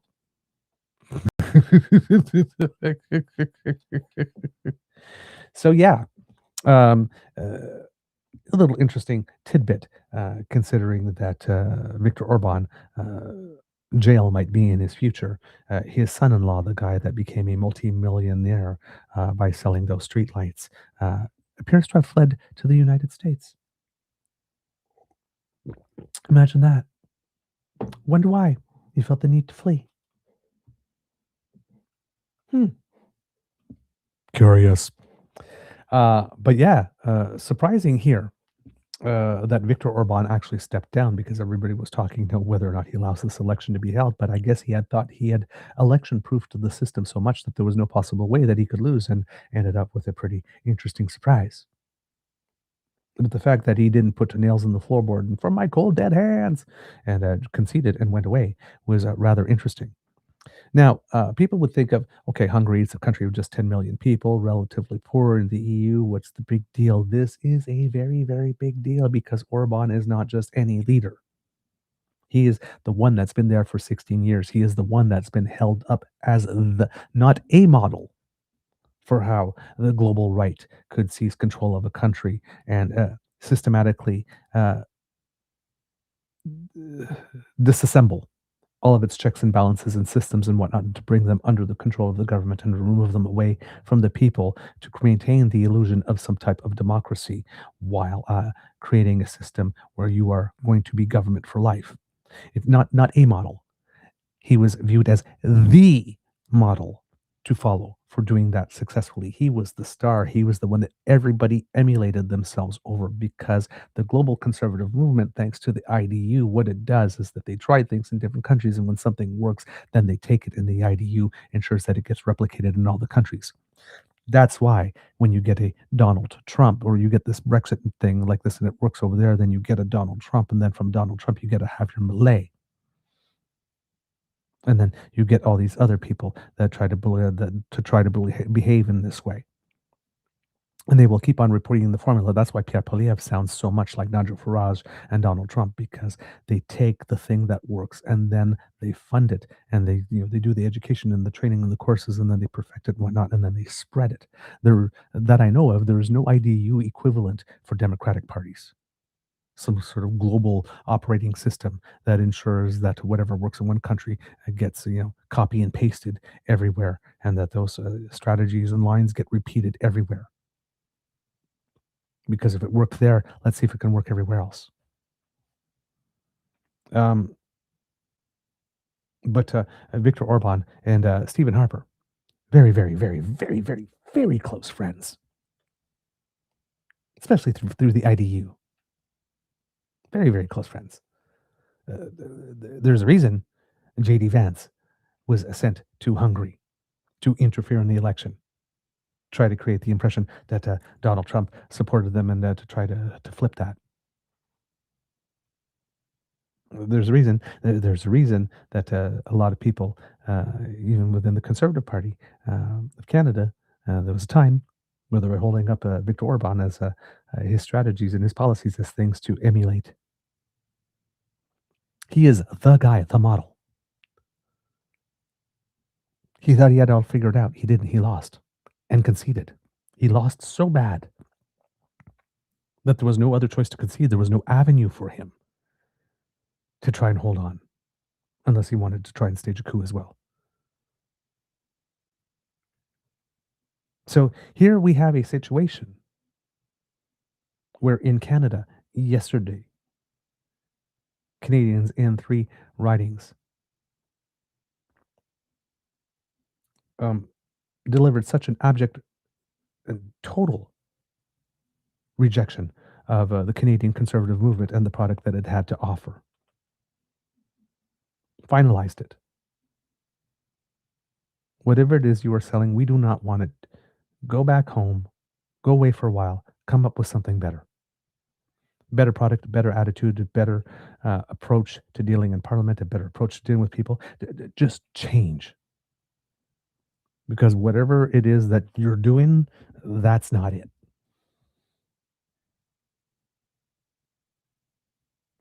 And then gave Mark Carney the majority that he needs to have at least 4 years to put his plan in place. And hopefully after those 4 years, enough of the elements will be there, and we will be convinced that it's a good plan, that he will get another 4 in order to do the rest of it that needs to be in place. I said for a while, soon after the election, that everything that he had planned is like, at least an 8 to 10 year plan.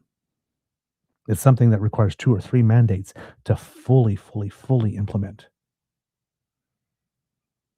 And if we have the patience and if he's able to perform well enough that we keep on putting our trust in him, he is the person to do it, to make that pivot happen for us. And this is a pivot that could set us up very well for many, many decades to come if we do this right. But we have to have the discipline as Canadian people, to not get tired or bored or diverted when we're in year 3 or 4, and things are not rolling in like gangbusters yet. We don't have the benefit of that compounding effect that the Prime Minister talked about in his press conference this morning. But it's starting to percolate. Right? We can't do that thing that Doug Ford did in Ontario with the UBI thing after 1 year come and pull the plug when people just started. People didn't get the full benefit yet, but we're starting to see the potential. A couple of people had their lives really improved for the better, but there were some people that were just starting to establish business and whatnot. Had they been followed for 3 years, we could have seen where they were after 3 years, but we cut it after 1 and didn't allow ourselves to even have the data on which to make an informed decision.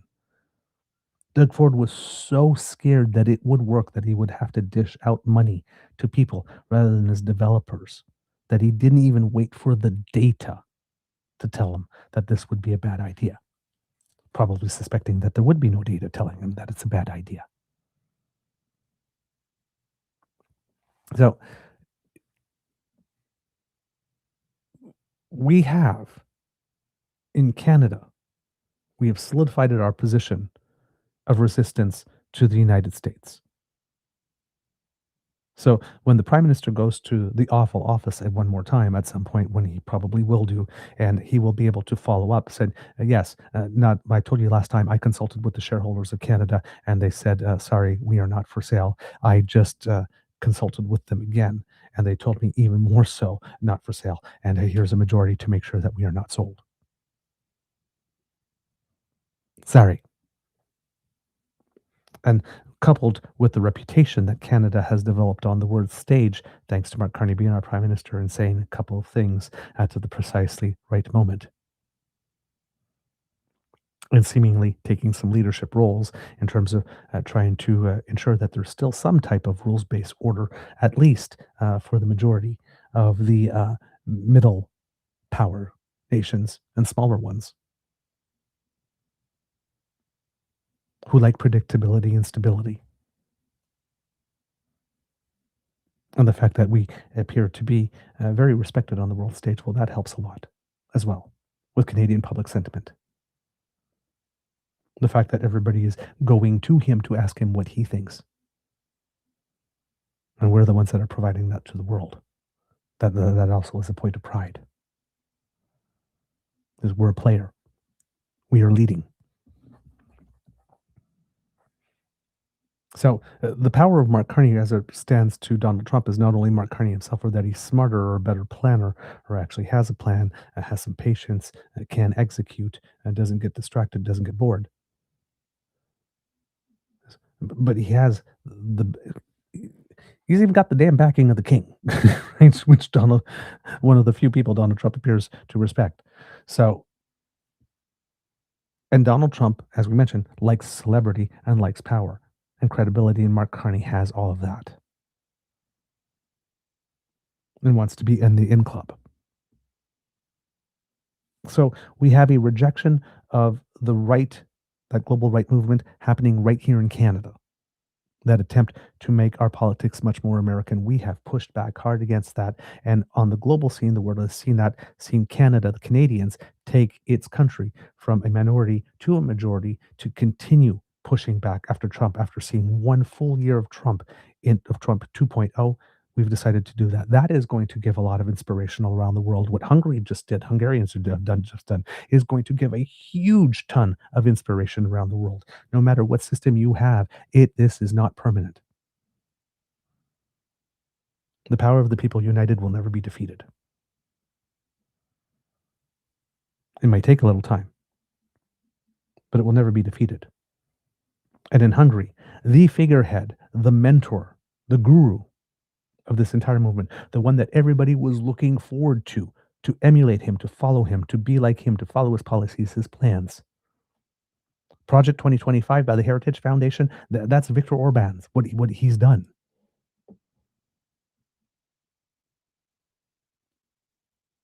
The author of Project 2025 stated outright that when looking for a model of how Conservatives should approach power and government, he's the one that said Viktor Orban is not a model, is the model. J.D. Vance went there and said that Orban was one of the only true statesmen in Europe. That was after he went, I think, last year at one point, claimed that something about European culture was being erased or that type of stuff.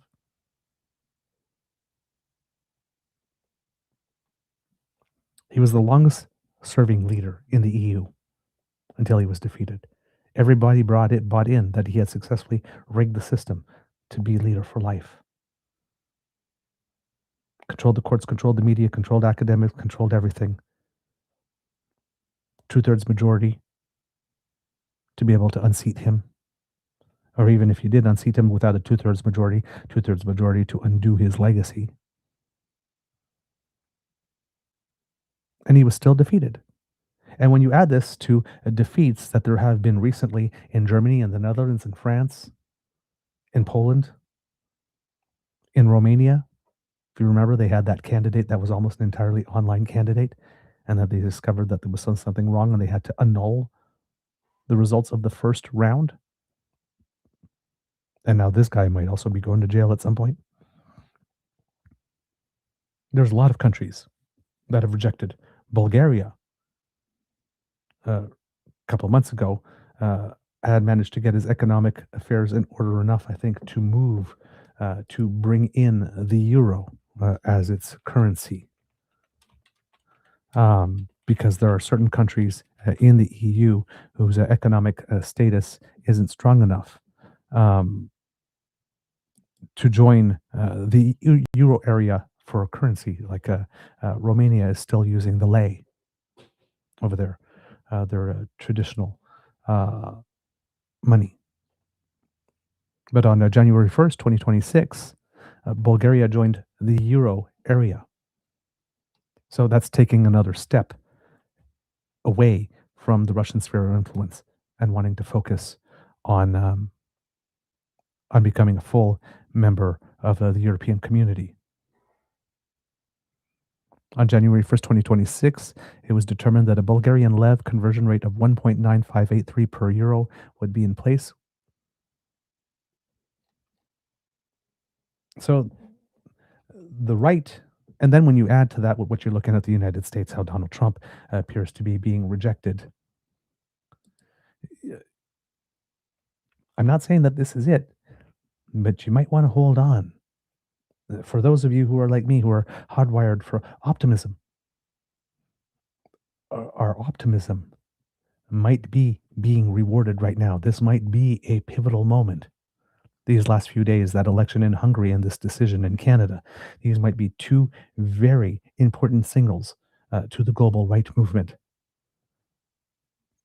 That they're, well, as Paul Young sang, I'm gonna tear your playhouse down.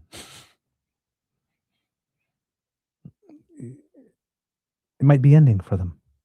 This could be the first clear sign that the pendulum that went all the way this way to the right and gave them all this playground on which to play for the last 10 years or so is finally starting to swing back. Thank you for the entertainment, but we are bored with your song and dance now, and we no longer consent. We're in the mood for competence and clarity and coherence and constancy. We are in the mood for smart, not clever. We are in the mood for full sentences, not slogans. We actually like experts. We like people with substance. We like meat on the bone rather than flash and sizzle. We want to be spoken to as intelligent people who can understand and master complex facts and strategy. We want to be treated as people who can be trusted with a plan and who can play active roles in executing a plan. We want to stand up for our nation. We want to know what it is that we can do. The Conservatives are not offering this that. They haven't for a while, and they seem to have no intent on offering that. They just don't seem to be into that. And that whole global conservative movement, that whole global right movement seems to be the same thing for it. But if they can't grab hold of Canada, which they thought that would be easy since we are so close,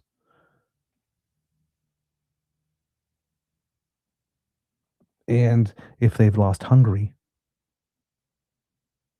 and they couldn't grab hold of Romania, and they couldn't maintain their grip in the Netherlands, and they came oh so close in France, but nope, still denied. And in Germany, you have one party that's so far right that the other far right party says, no, you guys are a little too cray for even us. May this trend continue, because we need a whole lot more of that. So, one down: Putin, Netanyahu, Trump, Erdogan, Malay to go. There's probably a couple of others I've forgotten along the way. That would do the world a lot of good. It is time for some spring cleaning, after all. Let's break out some brooms.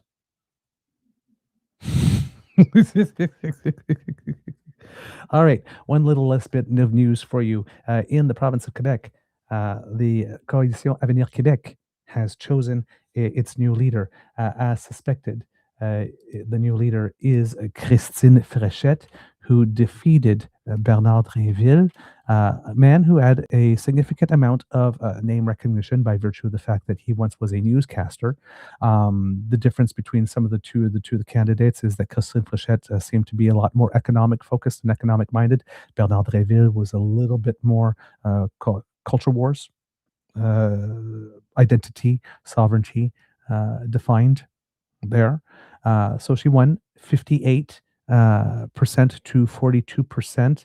I think with a turnout that was close to 70% for the CAQ, I believe. So a decent turnout from the membership. Now, of course, when I say that, the membership for the CAQ is about 20,000. Christine Fréchette had gotten a lot of the endorsements out there, including the endorsement of the Minister of Finance. Drinville had picked up 3 important endorsements near the end, of course, of the race. Didn't ultimately get the victory. He had gotten the ones of the Minister of Justice, the Minister of Health, and the Minister of Transportation. But yes, that didn't end up panning out for him. It would seem that soon after the result was announced, Monsieur Drinville left the party headquarters relatively quickly, which left people to wonder whether or not he was taking things wrong, or that he not taking things well, or whether or not he would not support the new leader. He put an end to that speculation yesterday, I believe it was, by stating, and I have an article in French here, so I have to do some translation in my head here.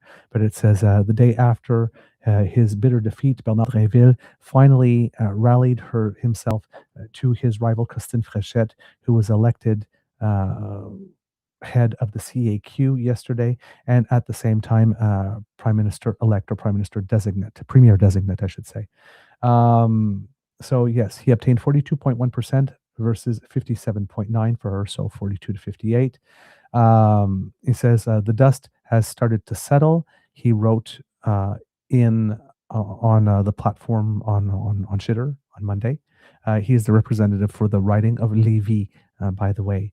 Christine Fréchette is the representative of the riding of Sanguinette in Quebec. He says, I want to salute the victory of Christine Fréchette and assure her of my support. She will be a rigorous premier and a determined one who will know how to advance Quebec. The premier designate or premier elect was at an event in Trois-Rivières yesterday to celebrate her victory before heading off to Quebec City. It seems that she probably will be sworn in tomorrow at some point. It seems also that they had set some time to meet at some point yesterday. At the time of the writing of the article, the time and place had not been yet determined. There are some questions now about the unity of the party, of course. As we mentioned, Bernard Dréville had accused his rival of having hidden some information in the final 2 weeks of the campaign or week of the campaign when it comes to her proposals on the subject of immigration. And he said, the Premier, François Legault, in his final speech before leaving the party, he said the winning team will have to be generous to extend a hand, and the other team will have to accept the hand that has been extended. It's the last request that I have for you as head of the CAQ. Please unite yourselves. During Fréchette's victory speech, the tension was could be felt in the room. The cheers were coming uniquely from the side of the room where her partisans were located. From the other side of the room, Bernard Dréville militants seemed reticent to even applaud her. So that was you could see that there was some tension there. She made it very clear that she intended to reach out to him, that she wanted to have some type of unity and to go forward with him. So that is important here to note. Let's see, what else do we have here? According to Global News, the Canadian Press here, see if there's anything else here that I have not mentioned that would be important to know. It says here that the former political staffer, Christine Fréchette, focused her leadership campaign on economic issues, including reopening the debate around shale gas and hydraulic fracturing. Fréchette will be the second woman to hold the post after Pauline Marois, who served as premier with Parti Québécois from 2012 to 2014. And that's about all that we have here about her. Let's see if I have a couple of other things in my notes, if I am not mistaken here. Christine Fréchette, a former business person, former business executive, and of course, during her time with the CAQ, former Minister of Immigration and important other files such as the economy. It was a 3-month leadership race that had, again, pretty good participation. As I mentioned, I think it was about 70% was the turnout. Of course, for the CAQ, leading into this, there was a lot of period of tumult where 11 different MNAs, members of the National Assembly, either resigned or crossed the floor, sat as independents, something of the sort. She becomes, of course, the 33rd. Well, she will become the 33rd premier of Quebec, and looks like she probably might have a good relationship with Mark Carney, or at least the cards are set because she is an economist as well, and she seems to talk in tones that are a little more reassuring. Again, similar to that which Mark Carney does. So hopefully there will be some opportunity here to collaborate in manners that are constructive. Hopefully, as well, with the issue going on with Newfoundland and Labrador, with those electric projects that Premier Tony Wakeham wants to do another evaluation of.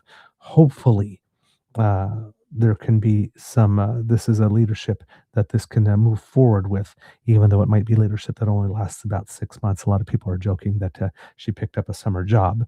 And other people are considering also that, yet again, another Conservative Party, when it looks like it's going down the toilet, hands the leadership to a woman. Just saying. Hello, Kim Campbell. Hello, Ronna Ambrose. Hello, Candace Bergen. I'm just saying. There's a bit of a tradition in Canada about that. On the upside for the party, it does appear, however, because I showed you those polling results, that Christine Fréchette is respected enough across the board such that she might prevent the party from being totally annihilated. Right now, public opinions polls are showing that the party, I think, is at about 10% and would win 0 seats in the next election. It has been showing that for a while. Not sure if she will be able to return the party to a credible option for government in this coming election, particularly with 6 months. But she could prevent the party from disappearing totally off the political scene and being annihilated to 0, which could be interesting because it sees also that the CAQ is sort of in the middle, right, between Liberals and the Parti Québécois. It is federalist-ish, but still rather autonomous. That's why you have some of these things, like we have the Bill 21 case at the Supreme Court and all that kind of stuff, because it's the more sort of autonomous things that are, or identity nationalist sort of things that the party gets stuck on every now and then, even though they are very much supported. These moves are supported by the people. But yeah, there is some, she appears to be someone, because of her calm and her seriousness and her economic credentials, that pulls both from the Liberal and the CAQ. So it will be interesting to see if that dynamic that was looking like it was just a horse race between two parties that would be expected for October might change, and whether or not, and where in various ridings any rise of the CAQ from where it is would affect or cause some splits. So essentially, if she's able to, and I'm saying this, if she's able to, like, to come out of this with like even like 5 or 6 seats, I'm not saying this because she is incapable. I'm saying this because that party is so far down that damn hill that if she manages to get out of the next election with 5 or 6 seats, that would be a monumental and very impressive achievement in terms of turning this party around in just 6 months, and she would deserve all the credit for having to be able to do that, and definitely a mandate to remain as party leader. But that alone is going to be so much work, right? So the fact that it's impossible, or it's deemed impossible, that the party could come back or make itself a real factor for government has nothing to do with her competence or her abilities, but has more to do with just how far down the crapper the party was sent by François Legault, and not taking the hint to leave earlier enough. Let's see what else here that I have. Yeah, and that is all the things that I have about that particular thing, particular change in the Canadian political landscape. So there you go, kits and cubs. That's what we have for you today. Some big changes out in the world, and hopefully for those of us who are optimists and hardwired for happiness, and those of us who are microdosing on hope, as the people from the Daily Beans say, this victory in Canada, this victory in Hungary, the fact that we see Trump losing his grip a little more every single day, all these signs combined, the fact that Doug Ford appears to be slipping in Ontario, people seem to have had enough of him.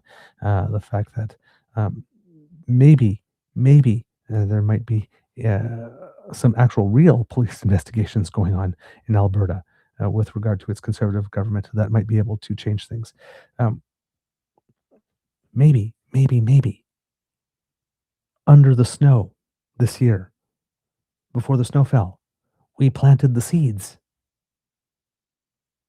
that were needed to get rid of this extremely toxic global movement, or at least reduce its clout. So it's the spring. It's time for renewal. So I guess I'm having some early words of wisdom. Let's put our faith in some of that renewal and help our faith with maybe a little elbow grease to make a couple things happen. Now, I'm not saying, we need to, if they're standing on the edge of the cliff, give them a shove so that they fall off. But I'm just saying we don't need to necessarily go out of our way to interrupt them or warn them that they're on the edge of a cliff and about to fall. That's all.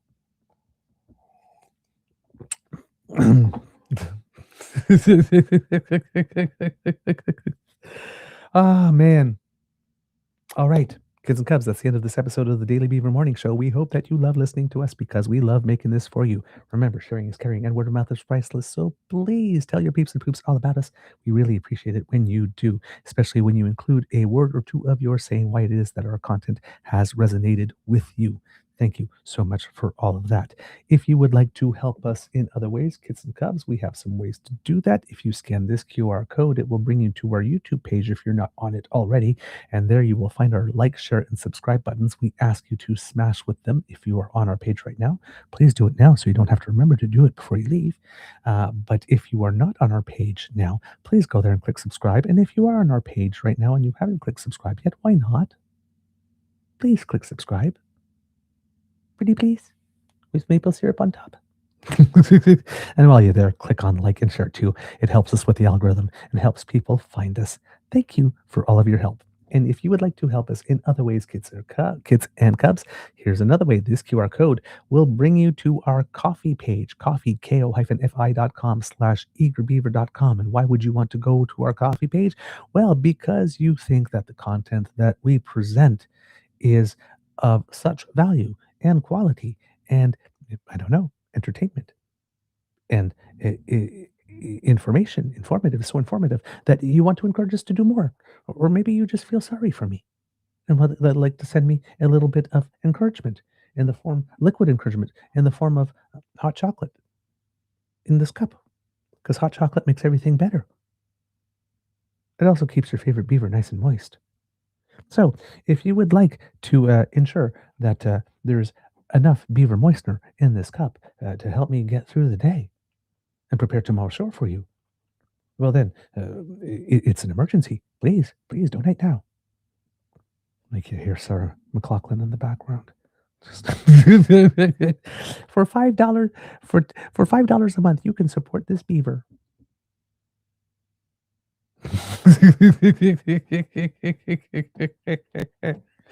All kidding aside, please, if you are able to donate, thank you. We are very happy to receive your enthusiastic expressions of encouragement.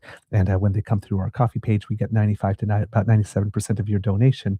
You can also donate via our YouTube page if that's more convenient to you. We have memberships in our super chat function there, and we get about 70% of your donation. Or if you are doing the Buy Canadian thing, truenortheagerbeaver@gmail.com is our email address. And if you want to send us a donation that way, it's a direct Canadian bank to Canadian bank transfer, which means there are no service fees and we get 100% of your donation. So your beaver buck delivers a little bit more bang. And that's always a good thing. All right. Kits and Cubs, if you are not able to contribute financially, please do not worry, because the gifts of your participation and attention are the ones that matter the most to us. And thank you to everyone who joined us for our special last night. Great numbers for us. We are very excited that so many of you did tune in.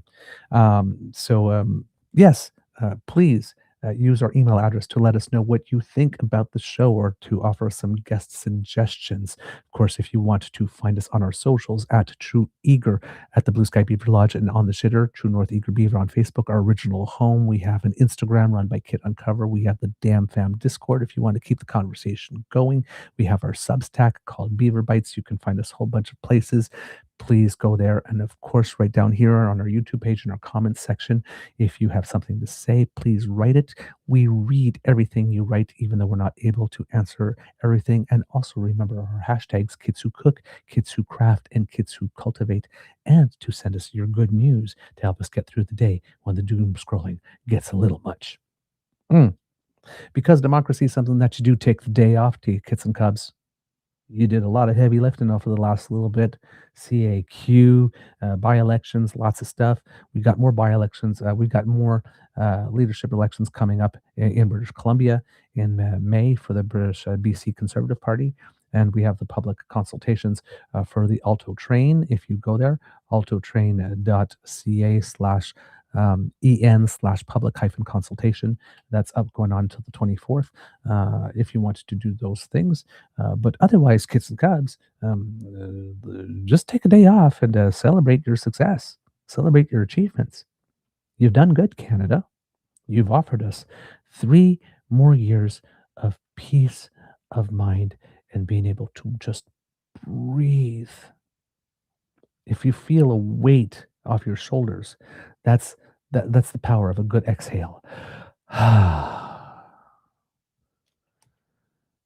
We actually have a leader that we can leave unsupervised with a pack of matches for the next 3 years, and we can sleep soundly as we can, living upstairs from the meth lab that can go boom at any time.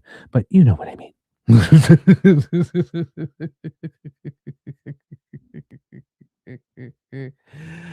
Oh man, words of wisdom. I gave them to you a little early, and I don't remember what they are, so I can't even refer to them back. But I gave them to you early. I won't try to come up with new ones. Other than, take this little bit of optimism and good news and run with it, kids. Let it fuel you, because there's a larger fight ahead. There'll always be a fight ahead. So let's get some fuel and some energy from this microdose on hope a little. Take a couple of days rest, celebrate our efforts, because celebrate our successes, and then come back to the fight, because there is more to do. There's more to do, and we will be here, right with you, cheering you on, and providing community and space for us to gather while we do that. All right, could be a tough world out there, kids and cubs. So please be kind to and gentle with yourself. And now at the count of 3, may I please, pretty please, again, with more maple syrup on top, damn fam, get from you a Mr. Beaver. Please cue the cock. On 1, 2, 3 by-election wins and a sweep. Here's a little cock-a-doodle-doo. Just for you. You all sound like a little happy crew there. I love it. You are listening to a True North Eager Beaver Media Incorporated podcast. The True North Eager Beaver podcasts are proudly brought to you by our founding sponsors, the Misfit Mysteries from Corvid Moon Publishing, your source for science fiction, fantasy, and cozy mysteries featuring a broad diversity of characters, CanadianTarot.com, their uniquely Canadian online eclectic tarot community, and the Peppermaster, hot pepper sauces made from farm-fresh ingredients to thrill your taste buds and expand your mind. We are grateful to the Crier Media Network for its support, Pete Jarvis for our artwork, and Paul Joseph Something for our opening and closing sequence music.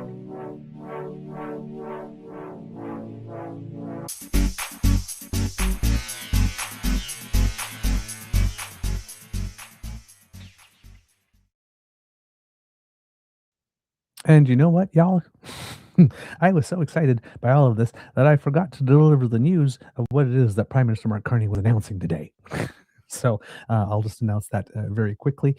Prime Minister Mark Carney wasn't just doing a press conference to gloat about the victory, which he did not do, just like I said, accepted it with humility, but to come out of the gate, the first thing he is doing as a majority government is to address an affordability issue and pick Pierre's pocket a little bit again. He says here that he has announced that he is temporarily removing the federal excise tax on gas and diesel. The move means that the cost of gas will drop by 10 cents on a liter of gasoline and 4 cents per liter of diesel starting on Monday and lasting until Labor Day. It seems that the fuel holiday will cost the Treasury about $2.4 billion. Quote, we all know that because of the war with Iran, fuel prices have increased sharply around the world, including right here in Canada, Carney said in Ottawa on Tuesday. The move will act as a bridge to help get Canadians over the short-term pressures, he said.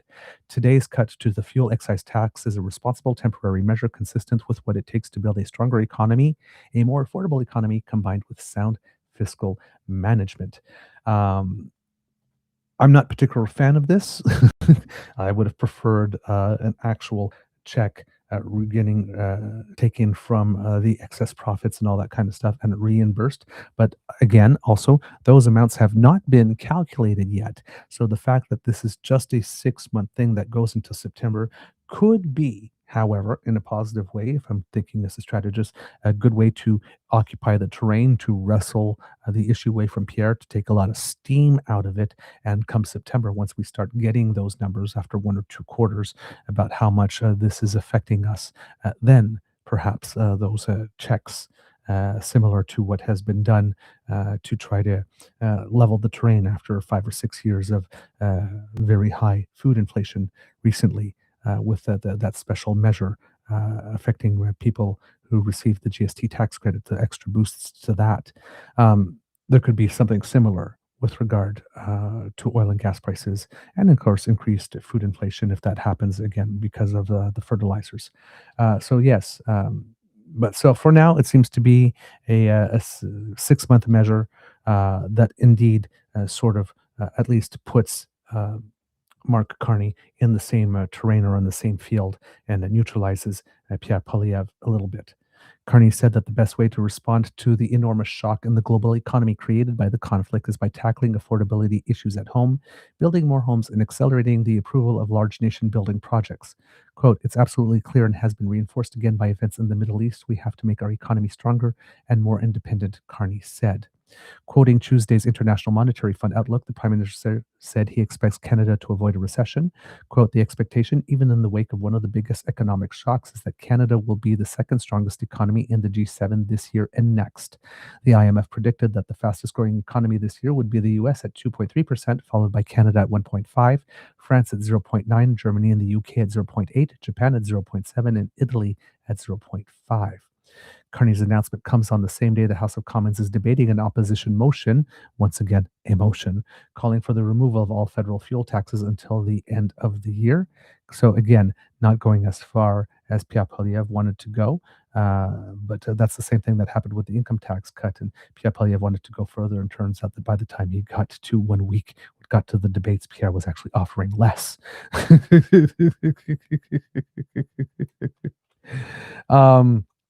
Conservative leader Pierre Poilievre criticized Carney's announcement for being too modest in how much it costs and how long it will last.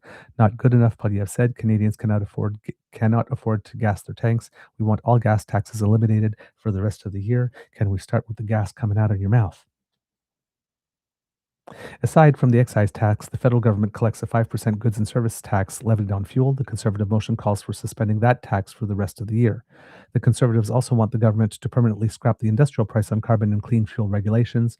Those regulations, which are not a direct tax, require producers and importers to reduce the carbon intensity of their products. The Conservatives say this also increases the cost of a liter of fuel. Yes, and it also increases the cost of healthcare if you don't. So, pick one. But yeah, that was the big announcement here. So yeah, I am, like I said, not very much in favor of this measure as being a permanent or an only way, but if it's going to be a 6-month temporary thing that allows the government enough time to crunch the numbers to let us know how much money of all the excess oil and gas royalties and stuff like that we are going to be receiving for our pain, I'm okay with that. because you always have to be doing something in the immediate to respond to something now. And the thing with gas prices is that we have constant reminders, because when you drive, there's these big signs on the side of the road that tells you how much it is, and you can see it going up and down. So, it's one of those very vivid reminders of how things are changing. So yes, this puts Mark Carney, very similar, like I said, to his income tax cut strategy in the last election campaign, puts him on the same terrain, picks Pierre's pocket a little bit, neutralizes the rest of Pierre's argument. Mark Carney can turn around and say Pierre's giving too much, too fast and too great numbers, and is not keeping enough powder dry for any changes that might come, and making Mark Carney look like somebody who is responsive and yet still responsible. So that seems to be the strategy here in terms of contrast. All right, kits and cubs. And now that is it for me. Amour et bisous. And we will see you tomorrow. Bye-bye.